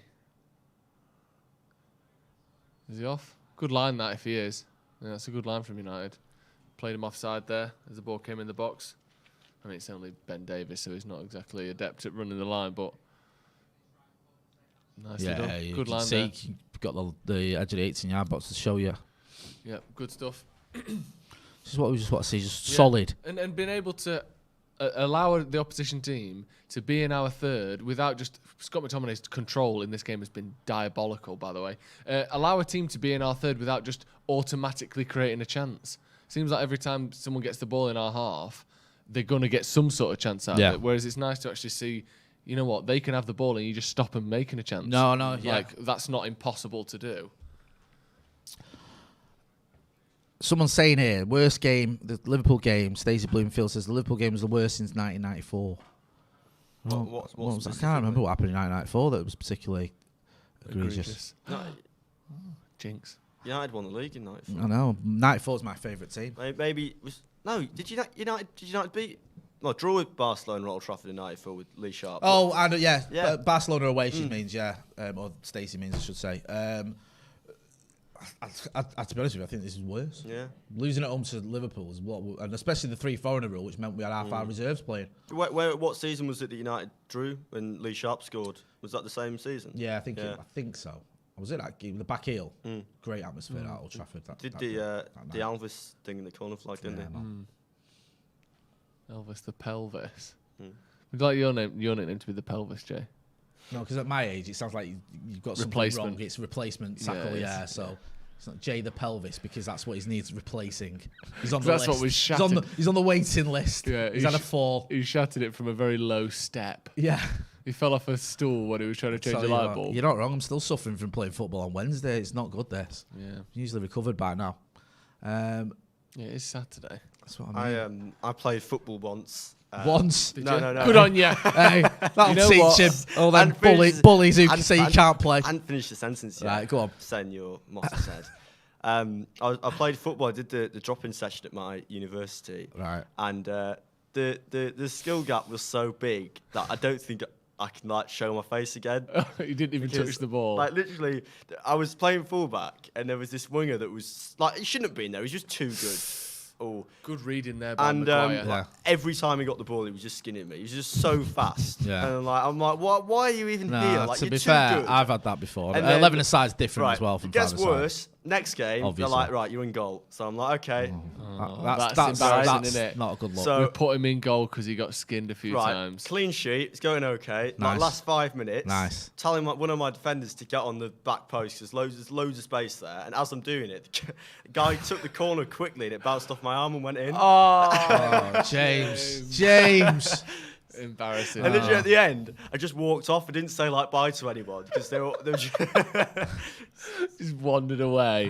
Why were they being moody with you? I bet people go, yeah, do you remember that boy, that sort of pale boy? And I bet there's rumours that you were just a ghost that turned up for training one time. What are you doing, man? Does he even exist? What is your problem? Really? Yeah. God. Someone to fuck off. This can't have been that long ago. This was 3 weeks ago. You were saying it like you were a kid, and then I thought, wait a second, you just said uni. Yeah. You started uni in September. Yeah. This is 3 weeks ago. Oh God. Yeah. That's a shame. So you're still well within the shame of that story. Yeah. I feel for you, man. That's not good. This was 3 weeks ago. Are you not going back then? Nope. Is this 11 aside? No, 7 aside. Right. Okay. Yeah, that's even worse. Should we how can you get skinned all the time at 7 aside? Yeah, I was about to say 11 aside. Fair enough. Stand at the edge of the box. Hold on. Because I didn't realise the drop-in session. That is superb from Aaron top Wan-Bissaka. That is fucking ace. It says all abilities welcome. So I wasn't expecting it to be like. I like how you're getting mad at a sign. It said all abilities welcome. It said all abilities welcome. It didn't say all abilities will be as good as each other whilst on this pitch. That ability difference is still there. John B says, you know it's highbrow when you can jinx egregious. Nice. Yeah, that's true actually. Don't get that on other places. Soccer AM. Yeah. Nice. Give us a like. Let's get to 1,000 likes. We're on 900 odd at the minute. Yeah, go on. So we don't have full banter on this show. No. So yeah, I think you need to go there and show them what you're made of. No. Go back there. Come on, let's train you up. Let's get you running up and down the steps of the town hall. Yeah, right, Rocky. No, because I was supposed to do futsal, right? But it just doesn't exist. What does that mean? So I showed up there and I was like, it just says futsal 8 till 10. Go there and Luke Shaw, get over to you, man. The guy's like, yeah, it's not on. So I'm like, okay. Great. Luke Shaw not cutting out across. Who'd have thunk it? And I bought indoor football trainers instead. So wait, it says it's not on, but there was a bloke there to tell you it wasn't on. yeah. So there was some understanding that there should have been futsal at least. Yeah, and I came back the next week and he's like, yeah, I don't know what's going on with it. It was the guy at reception at the sports centre. He was like, yeah, the drama people have booked the sports hall out, so it's not on. Second week in a row. So and he said you ended up doing a stage play instead. Yeah. In your football boots doing Macbeth. The job. Oh, okay. Well, I guess I'll just join in with that then. What is it? Just the Grange Hill performance. Boom, boom, boom, boom. You walking out. Boom, boom, boom. My Adidas Copper Mundials. Ball, little tiny futsal ball under his arm. Where's all this? Where's sorry is the seventh side? To be or not to be. It's Holding the ball up. There's like a big AstroTurf next to Salford Uni. Ah, right. It's the main campus, yeah. Where? There's like the sports fields. right. As if you're walking out, Yeah. you keep on walking straight on. Yeah. Don't they call the David Lewis Sports Fields? What, out the back? Yeah. Okay, yeah. Heading towards Seaford Road. I don't know where that is, but as if you're heading towards like Greg's and Spa and that. Yeah, that's Seaford Road. Yeah. Cool. I'm not very good. Do you know like road names? I'm really bad at road names. Right. That's one I knew because I lived either on it or around it for 3 years. Chris C says, loving the watch along from So my do you know lounge in Sweden. Thanks, Chris. Much appreciate Do you your know where support as well. Chapel Street is? Yeah, I used to live on Chapel Street. Yeah. I lived on all these roads. I used to live in Salford Town Hall. Wow. Yeah, that's true. Good little flat, that, actually. Some people saying you want to see some changes. Let us know what changes you want to see. Someone saying get McSauce and Shaw off. Someone else saying get Rashford on for Cavani. Yeah, maybe that one. Do we need a change? What would you do? Joe, I'll start with you. What would you do? Yeah, Rashford, I think, would be nice because we're just sitting back a bit, so maybe that pace on the counter-attack would be more crucial now. Luke Shaw, we're just getting a bit edgy here. I don't think taking McTominay off necessarily would be the right thing to do. Maybe for Matic. McTominay's control's been poor this game, but... Yeah. So Someone now else you saying, need, like, Devan people who are Scott gonna dig says in a bit. Van der Beek for McSauce. Tricky Ricky said McTominay for Matic. Yeah. Dicer and Ida says Donny in for Fred, in my honest opinion. I wouldn't take Fred off. No, I'll be honest with you, and I'm not Fred's biggest fan. I just don't think I think you need him.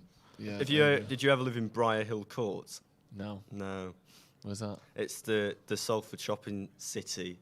Oh, I've heard thought about of these. Yeah. Oh, Bruno, that's so poor, that ball. That's Yeah. about 20 yards from where you Yeah. wanted it to be. Pendleton. Yeah. Someone was chatting about this because I don't think people, some of the students who are not from Manchester know what Salford's like. So to them, Salford's all the same. Salford Keys and Media City, and then Yeah, they come it's 10 like- minutes outside to Pendleton. Yeah, And it's like, it's what like is they this? think it's all going to be the same. Like, oh yeah, Media City and all these, all these lovely Salford flats. shopping Yeah. city. Oh yeah, it's going to be great. Go on, Bruno. He's done well there. Cavani's free there. Go on. No, he's not anymore. He He is now. He is. Yes! Go on. Get in. Fucking come on. Spots up there. Everyone's saying it now. Cavani goal, Shaw off. Yes. No. El Matador. Yes. Cavani goal. Oh, Brilliant. it's not offside, that is it? No. think so. Someone's asking back before. No one's It saying didn't it. look like it was to me. That was brilliant by Bruno because he was sort of on the last line there, but he knew there was too many men for him to go, so he just stops the ball dead, waits for Cavani and Ronaldo to join him. Great pass from Ronaldo. Supplying as well a little bit. Finally. Cavani and Ronaldo both score. Yeah. Can they play together? There's your answer. Yeah. Does well there, Bruno. Presses the first one, and then this touch here, just to let everyone get I up. was screaming So here now, good. Cavani's free, but look, they work it. Oh, look at the curve Well on the on, run. The well curve on. on the run keeps him miles on. It's a lovely finish as well. Nice little thing. That. Brilliant. Oh, thank Is that in front of the fuck United for end? That? this. Yeah. Is that for United fans? I There? like it. Great pass from Ronaldo. Oh, Just stabs it over Lloris. Just Lovely. bides his time. Yeah, it's really Fernandez well has had a done really there. good game as Yeah, well. he's been Yeah. good. But much more defensively disciplined as well, Bruno. A couple of times where he's tracking back. Great. I mean, that's the finish of someone who scored 350 career goals, isn't it? still appealing for offside there. No. No, it's nowhere near Not offside. even remotely close. You know, 2 or 3 feet onside, let alone on the line. Yeah, Ollie's concerned. Well done. Needed this. Move that down there with the wrapper. Let's not do a Liverpool now. Yes, Liverpool drawing at home to Brighton, was it? Yeah, 2-2. 2-0. Apparently, Aye. Brighton were all over him second half. Like, battered him. Yeah. Didn't see that one coming. I had that down as a Liverpool win, but you know, Still waiting for Luke Shaw to score as well. You are. Why? You could put a bet on him. Oh yeah. Do you know what it is? Right. My missus has put this bet on Luke Shaw to score. What, every game? I don't know. Like today, she said she was gonna. So I was Do you have like a group? Do you have like one account between you? No. I honestly, I'm not a big bettor, and I bet like 50. To be honest, Jay, we didn't suggest you were, but now it seems like you might be. No, I'm not. I mean, I'll be honest. None of the life savings have gone on the bets. I mean, I got a deposit limit. I know when to stop. Hey, we're not going on holiday this year or paying the rent this month because basically we don't own the house. That's why it's we've had to give it back. The 315 at Doncaster let me down. We've been kicked out of the house. Is that that Limmy sketch of the guy when he's fixing someone's house and he spends all the money on booze and like alcohol and stuff? No, it's not. The gambling one. Where he's like, I love wings. I could have a hole on myself, man. My point is, I wouldn't have a joint account on betting, not because I spend so much. It's because I don't spend hardly anything. I do like 50p bets and £1 bets. We've seen you do this. Like I put a quid on Luke Shaw to score. That's how much I believe I did. You put them in the group chat. You got like 26-fold accumulators. You put 50p on. You're like, tonight's banker. You're like 50p. Yeah, but if you win, you get 100 million. No, it's 10p now. Yeah, definitely. What are the chances that you might as well play the lottery? Some of the odds on yours are like literally millions to one. Like 250 grand for 10p. You honestly play the lottery. Yeah. I think I played a lottery, but Luke Shaw to get 2.5 goals is more likely apparently. Oh, when's the last time you could sigh and breathe a bit of relief? Still can't, bro. I know what you mean. I know we've got a 2-goal cushion, but still 20. Get involved in the chat. Give us a like as well. But just that breathing room of the 2-goal cushion. Looks like Marcus Rashford with his blonde hair is going to come on. Yeah.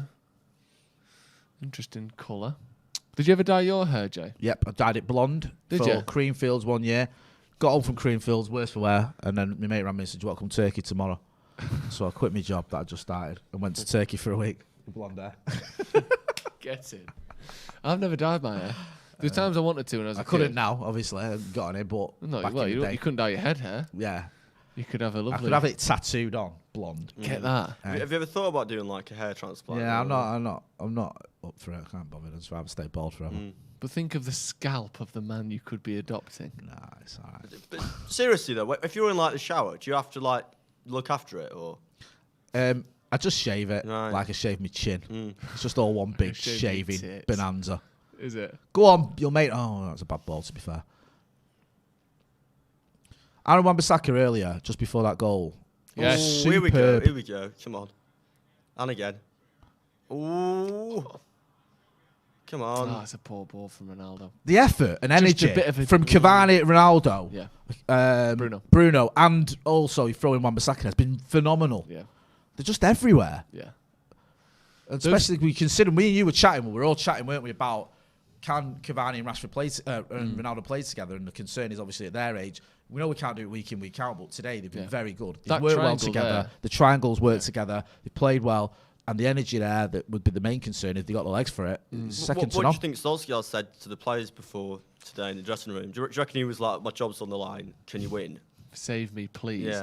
Yeah. I don't think it would have been quite as explicit as that, but I think he's obviously said, I'm going to give you, or set it up in a way that, you can be more defensively sound because we have to be. And I don't know what he said in terms of, getting them going, but that triangle as the front triangle, especially now we're counter-attacking a bit more, is excellent. I think Rashford's pace would be good to add into that. But Cavani's energy and work rate, Ronaldo's obviously clinical finishing, and Bruno's just sort of industriousness and quality have been spot on. Just looking at the Ronaldo-Cavani partnership, I know we've only had an hour or so of it. We've not had a full sort of outline, full run of games to analyse it. We've only had one game.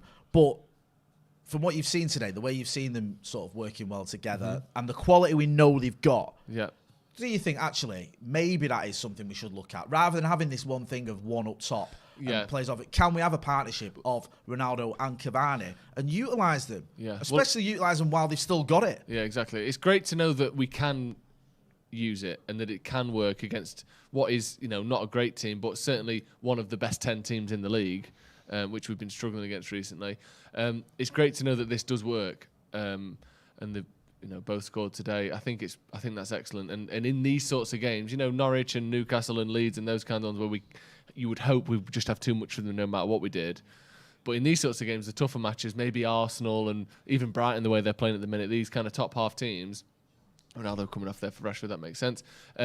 It's great to know you have these positions and options and formations that do work, because this has worked today so far at least. It's great to have that. What do you make of Cavani, just specifically Cavani and Ronaldo? What do you think of that as a partnership? I think Solskjaer had to try something else today, and I think it's worked. And I think the good thing is they complement each other quite nicely. And we were talking about this earlier, the fact that when Ronaldo has Cavani with him, it means he has to do less work. So it means that Cavani can play as a striker and Ronaldo gets the service as well, and he's not having to come back as much in terms of deep and winning the ball back and then having to do too much. If he's got Cavani up there with him, then I just think it complements each other quite well. Yeah, and Rashford's just come on there, which well done, Varane. Which for me is the perfect player to be bringing on, other than maybe Mbappe in the world. Right. The speed and the ability to get in behind that Rashford has. When was the last time United kept a clean sheet? It was 20 games ago? 2 games ago, whatever that is, whenever that is. Sean Michael Smith, who's been a member of the Academy for 12 months. Thanks for your support. Says, if you could sub in a prime level United legend to play for the rest of the season to add stability, who would it be? Probably Roy Keane. It's either Roy Keane or Jaap Stam for me. Yeah, I think Roy Keane. Yeah, I think because we've got, we need a midfielder. But imagine Ronaldo playing with prime Ronaldo. That'd be good. I mean, Rooney would be up there. I don't know. I think Roy Keane. Get him in that midfield. That'd work for me. That'd be pretty good. James? I'm thinking of a very funny answer. My mind's hovering around Cleberson and Jemba, but I'm thinking about someone more obscure. Go on then. We'll come back to you once you've got your big funny answer sorted out. And it will definitely live up to the billing. Tell us when you've got it. Don't reveal it. It's going to be so probably we'll niche that even most of us won't even know you're on about. Like William Prunier or something like that. Don't get me started on Prunier again. Right, okay. Kyle Chesters, who's also been a member of the Academy for 2 months, says Wan-Bissaka man of the match. He might be off here, So far for me. Fred's basically just done 2 yellow card tackles back to back there. I don't think you can do that, though, can you? Can you not? I don't think you can make 2 challenges, one after the other, and then go, right, you booked for the first one and for the second one. Okay. I might be wrong, and if I am, please get involved. Because that's a yellow. That's a yellow. And then that's a yellow. There was, I guess, he's bringing it back for the first one if the second one's given. I don't really know, but yeah, Fred's been booked. And rightly so. Oh, sorry, go on. Producer Cam's telling me there. I think you might be able to, but you can. You don't really see it happen. You don't see it very often. You don't see it very often, right, but it can be a thing. But I think that was a fair yellow to give away there because they just had a few numbers going forward there. I think Fred getting a booking wasn't the worst idea in the world. Quest of Chris says Roy Keane would be the man if we could clone him. Yep. Prime Roy Keane, just ridiculous. Yeah. To be honest, I tell you, who not Roy Keane. A prime Michael Sam Carrick. Hewson. That's who I was thinking. Yeah, good one. Yeah. Very obscure and brilliant. Yeah. Do you know who that is? No. You know who that is. You know who that is, don't Sam you? Hewson. Yeah. You don't know who that is, do you? Yes, you do. No, you. Yes, you do. What's the relevance of Sam Hewson? I'm feeling like it's a Nick Culkin scenario where he played like 10 seconds or something. He plays in Iceland now, I think. All right. And he played for United? He was the captain of the reserves, I think, the same season that Posterbon came through. Right. Yeah, okay. Yeah, very good. You've heard of him, though? Yeah. Yeah, you have. Putting a prime Michael Carrick in this team would... I think he might even complement the other players we have more. No, Phil McNulty. I think if you can have a prime anyone as a DM, I'd have Owen Hargreaves over Michael Carrick. Would you? I would. I'm not for longevity. Michael Carrick's better. Come on. Didn't last that long. Owen Hargreaves that season was unreal. Yeah. He really was. I think Jason Park. Great cross. Good. Cavani.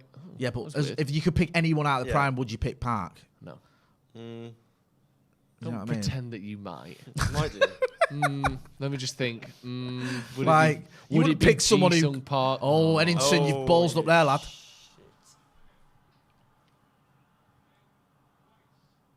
Well done. Well recovered there.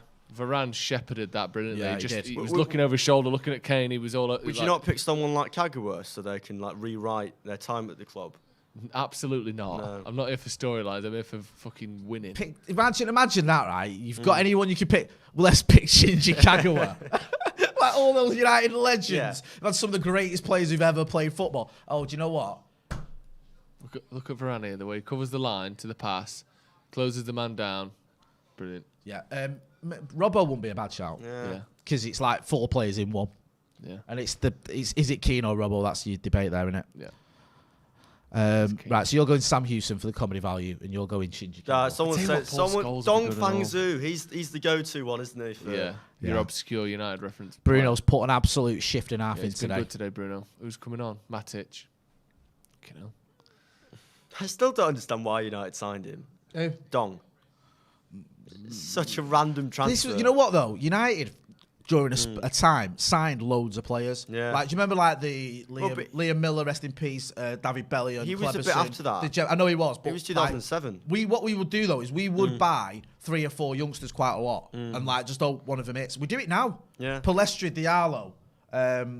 It was that's it really. Last season, it was just we've got quite a few players from like what's it called, the striker from City, and there's been a few of them. McNeil, younger age, like 15, 16. Yeah, there's loads, but like for like 18, 19, 20-year-olds, there was Lucky, Fred's just been balked. Did well there. He did really well there, Fred. Don't dive in.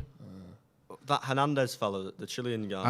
Angelo. And yeah, is that him? I don't think he made a senior. I'm thinking of Enriquez. He's played for us as well, didn't Enriquez, he? That's the one I was thinking of. Sorry, not the striker that went on to play for Stoke. Not Minuccio. The youth, Barim, the youth. Yeah, Henriquez, I think, went back to Chile or somewhere like that. Pass. Graham Tomlinson's probably the most random signing we ever made. That's my one that I always go to. I think we bought him. He never played for us, and he ended up at Macclesfield, I think. There you go. People getting involved in the chat now, just naming players and talking about that. Bebe from the Homeless World Cup. Yeah, Bebe's obviously. I covered the Homeless World Cup as a journalist, and I don't really like the snobbery on that comment, to be honest, because a lot of people. No, but it's not snobbery to say we bought him on the back of the Homeless World Cup. Well, why? Wasn't that the reason we bought him? Was because he played well. It wasn't nothing to do with the Homeless World Cup. Oh, right. Though. I thought that was the Homeless World Cup is a competition set up for homeless people to get them back. To be fair, I don't think that's a dig at the Homeless World Cup. I know, but it's just saying he was bought off the back of that. Now, if he wasn't, that's fair enough. It's a joke. It's not a dig at him, though. I'm not saying it's a dig at him, but dig at the competition, though. Do you know what I mean? It's like the narrative was we've bought him because he's played well in this competition. Yeah, it wasn't in the Homeless World Cup. Well, why did we buy him? Then will be the question. It's not because of that. I can't tell you what it is. Thanks for clearing that up. But I can tell you one of the things that it isn't. Right. And also, Bebe's had a decent career. Yeah, still playing top flight Spanish football, isn't he? Mitten interviewed him not long ago. Yeah, he's all right. Good player. You interviewed him? No, Mitten interviewed him not long ago. I'd fucking interview him. Flying over there. I wish I could. Henrik Larsson, random but excellent signing he was, but we wouldn't have him as a good signing. We interviewed him on this channel as well. Went over to Sweden to interview him.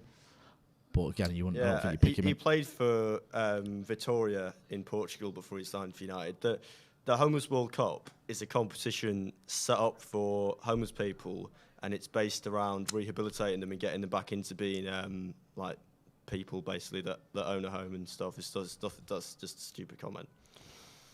Right. Yeah.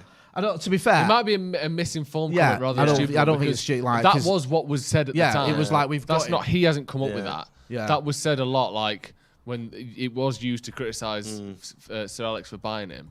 I think Queiroz was a major part in that as well. Didn't he have some sort of influence or knowledge or recommendation of him? I mean, it was all a bit strange because it was thought we paid like £7 million for him as well, and that Real Madrid were wanting him. Yeah. I don't know if talented though. Jules Mariana. He was a good player. He just did his ACL. So it's like Ben Thornley as well. Ben Thornley, Nicky Marker, who did him playing for Blackburn Reserves, I think it was. Yeah. Oh God. To Tottenham. Mark Bosnich, someone says now you're just being silly. Giuseppe Rossi. Again, good player. And all these players as well that are supposedly bad are way better than they're still good footballers. They're not at the level of United. Do you know what I mean? Like, there's not many that have come through. Like Bebe's one that you'd say wasn't anywhere near the quality. Dong Fangzhou and players like that probably nowhere near. But most of them, like even like the players that you say, oh, why did we buy him? They went on and had a good career. Like Gabriel Oberton was a weird one. Hold on. Someone's mentioned him because he was mint in the reserves and terrible in the first team. He was a proper in-betweener. Alexander Butner, there's another one. Do you know the thing with Butner as well is I remember his debut against, I think it was Wigan, we won 4-0. Scored. And everyone was saying now he should replace Evra. When I got home, I looked on Twitter on my phone. Everyone was like, "This is it now. Evra's got to go." I was like, "You're mad." Well done, Luke Shaw. That's a foul. Yeah. Is it? Yep. United just sort of sitting back and defending a little bit, which Just I don't see it mind. out now, yeah, just don't make it We're in no difficult. position to be overlooking a clean sheet here if we could get one. Lingard coming on, I think that's a good idea as well. Very good counter-attacking player. Looks like Cavani's got a bit of cramp. I don't know if it's cramp or if he's pulled his hamstring. Maguire's stretching it out. Hopefully it's cramp. Not played 80 minutes for United in 6 months. No. So, fair enough. Naeem Zainal says Minuccio, yeah, mentioned him before. I think he's the only Angolan to ever played for United. Really? Yeah. We didn't have a German player until Schweinsteiger. Yeah, was the first Schweinsteiger was the That's first mad, one. which is insane. Yeah, you think like one about of the it. best footballing nations, not just recent, not like Belgium where they'll have spells. Germany have been arguably the most consistent football nation in the world ever. I mean, United had never had a German player. How is that possible? Yeah, Danny Wilde, he's a member of the academy. He says it wasn't a dig, just who else was ever bought from Homeless World Cup. Yes. Yeah, I got that. Yeah. It was just random, yeah. I think that was the narrative that Yeah. every paper covered, to be fair. Yeah. Sort And of, let's face that, you're not going to exactly do No, a I deep know. dive into the history of why Bebe was bought if it's all these I papers just saying. thought you could have probably worded it better, but we'll move on. Your Thanks for your lecturer, feedback. James. Is giving you a ding. Lingardinho comes on for Edinson Cavani. That was someone else's words, not mine. Although I do like it. What do you make of people like doing like nicknames like that? Shawberto Carlos is another Yeah, one. it's that not for people me. say, no, yeah. it's- I mean, I know he's fun and that. I'm 41, a bit past all that. Hey, Let Shawberto the Carlos. kids say that sort of thing. Muck sauce. Yeah. Hey. No. I not don't really. like Muck Fred either. Just say it McTominay and Fred. Like, Oh God. Yeah, I know what you mean. It's a thing now, though, isn't it? Everyone does it.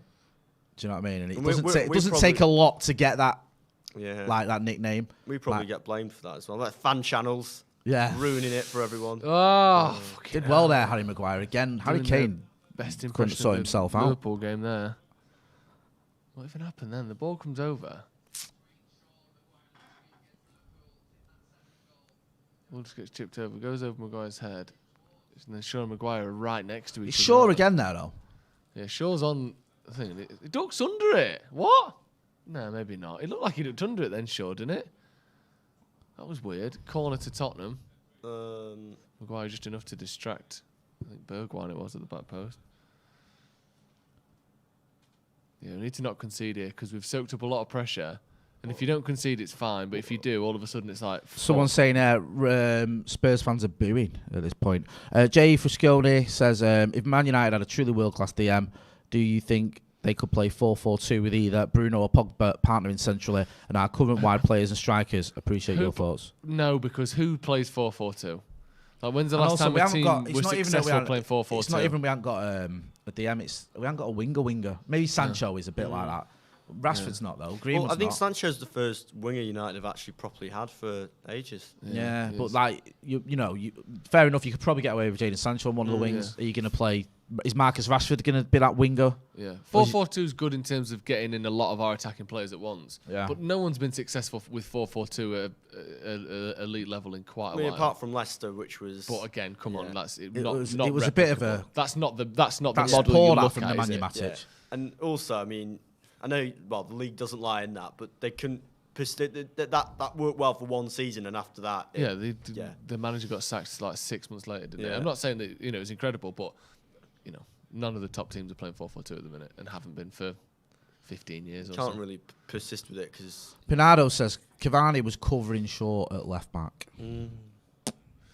Yeah, but sometimes that's not a bad thing either.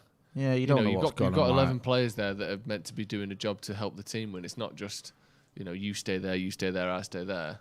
It's weird Fair with enough, Shaw. Shaw innit? should be doing He's- that, but he's- if Cavani's there, that's over the good. last few seasons, it's been so erratic. Yeah, Because yeah. there was a time when everyone thought he'd done. We bought in Tellez because we thought he was done, and then he was, our, Do you remember our best before, player for about a year, and now it's like then he's regressed a bit. It's before just he got very injured, up and down. Him and Depay were really good together. Yeah, no, they were. Yeah. He was superb before he got that injury, and then it's just been so.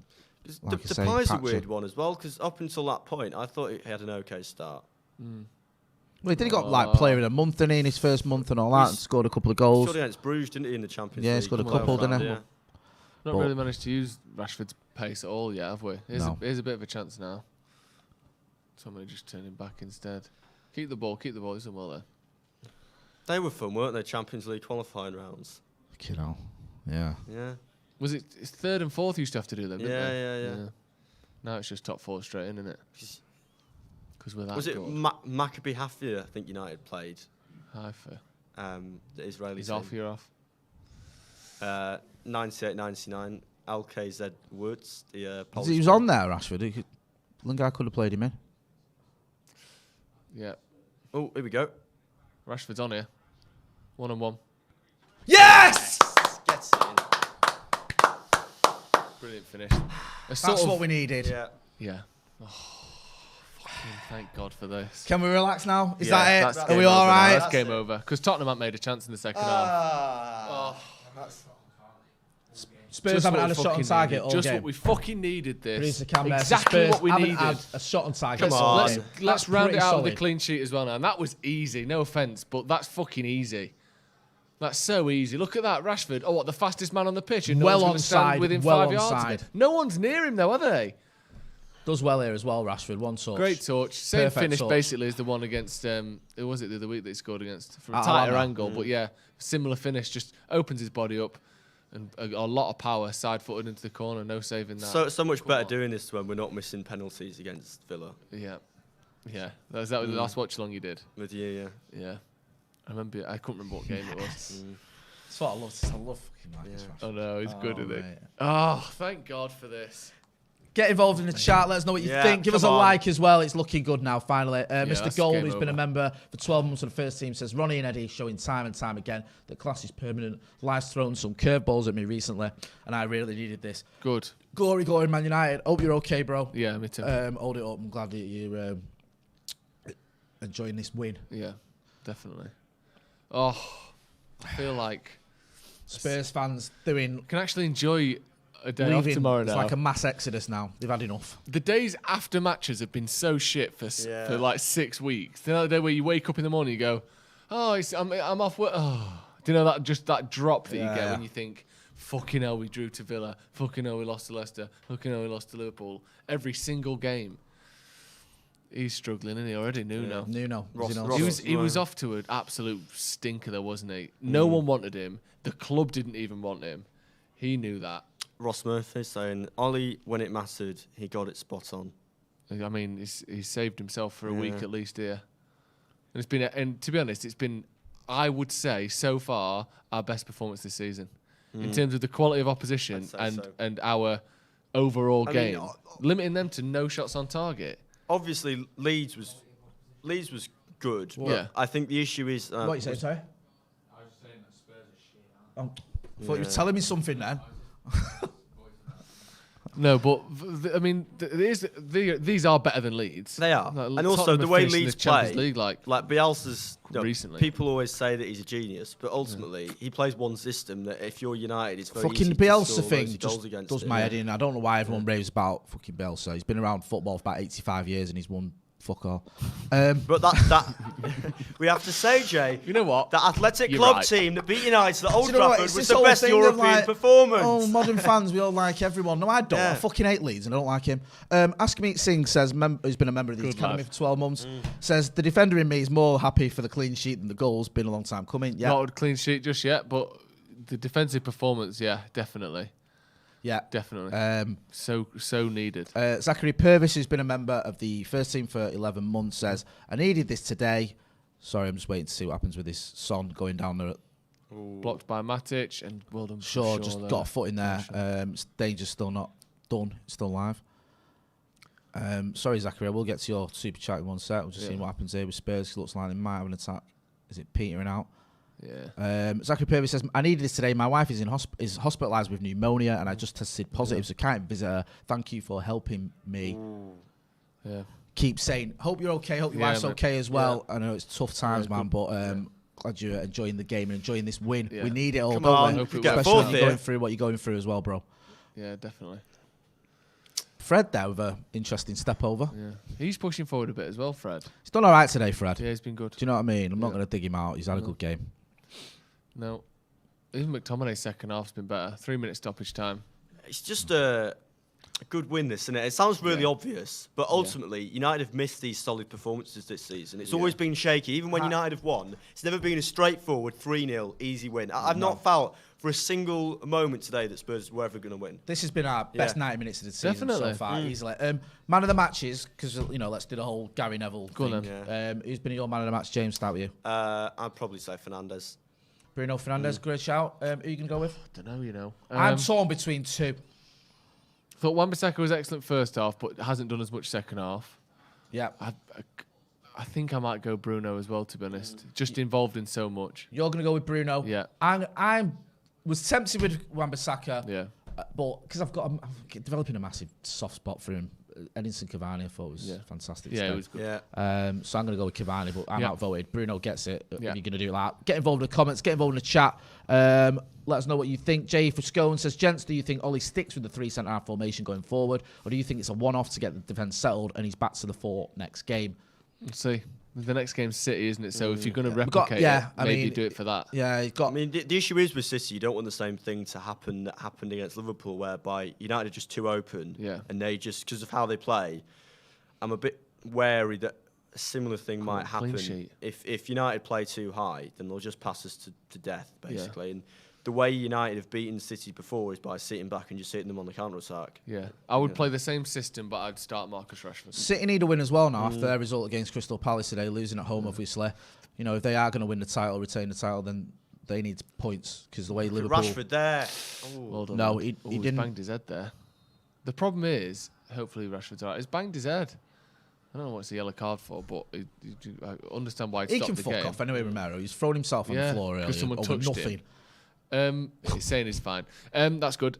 The thing with City is, the problem with playing Rashford from the start is, of the two, you're going to drop Cavani because Ronaldo can't really be dropped. Yeah. And Cavani, I think, is almost more crucial there than Ronaldo is. Do you know what I mean? So it's tough, isn't it? You don't know really which one to drop. But it's I'd like it Rashford is tough. to start against This is the thing that's been so crazy about this season. We've got so many options.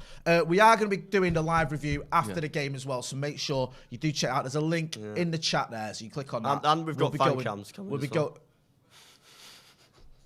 finished? Yeah, carry on. Thank you. Yeah, so the link in the description, make sure that out. And also, as James said there, we are at the Spurs ground. We will be getting reaction post-match from people as well. So make sure you check that out. And if you're not doing, give us a subscribe as well. Subscribe to the channel. It's been a good day at the office, hasn't it? Luke Shawry, go on, win me my 19 quid. Ooh. 19 Please quid. gamble responsibly. 19 quid. I put £1 on it, 18-1. There we go. Full time. There you go. Manchester Full time. United 3, Tottenham 0. Such a crucial win that.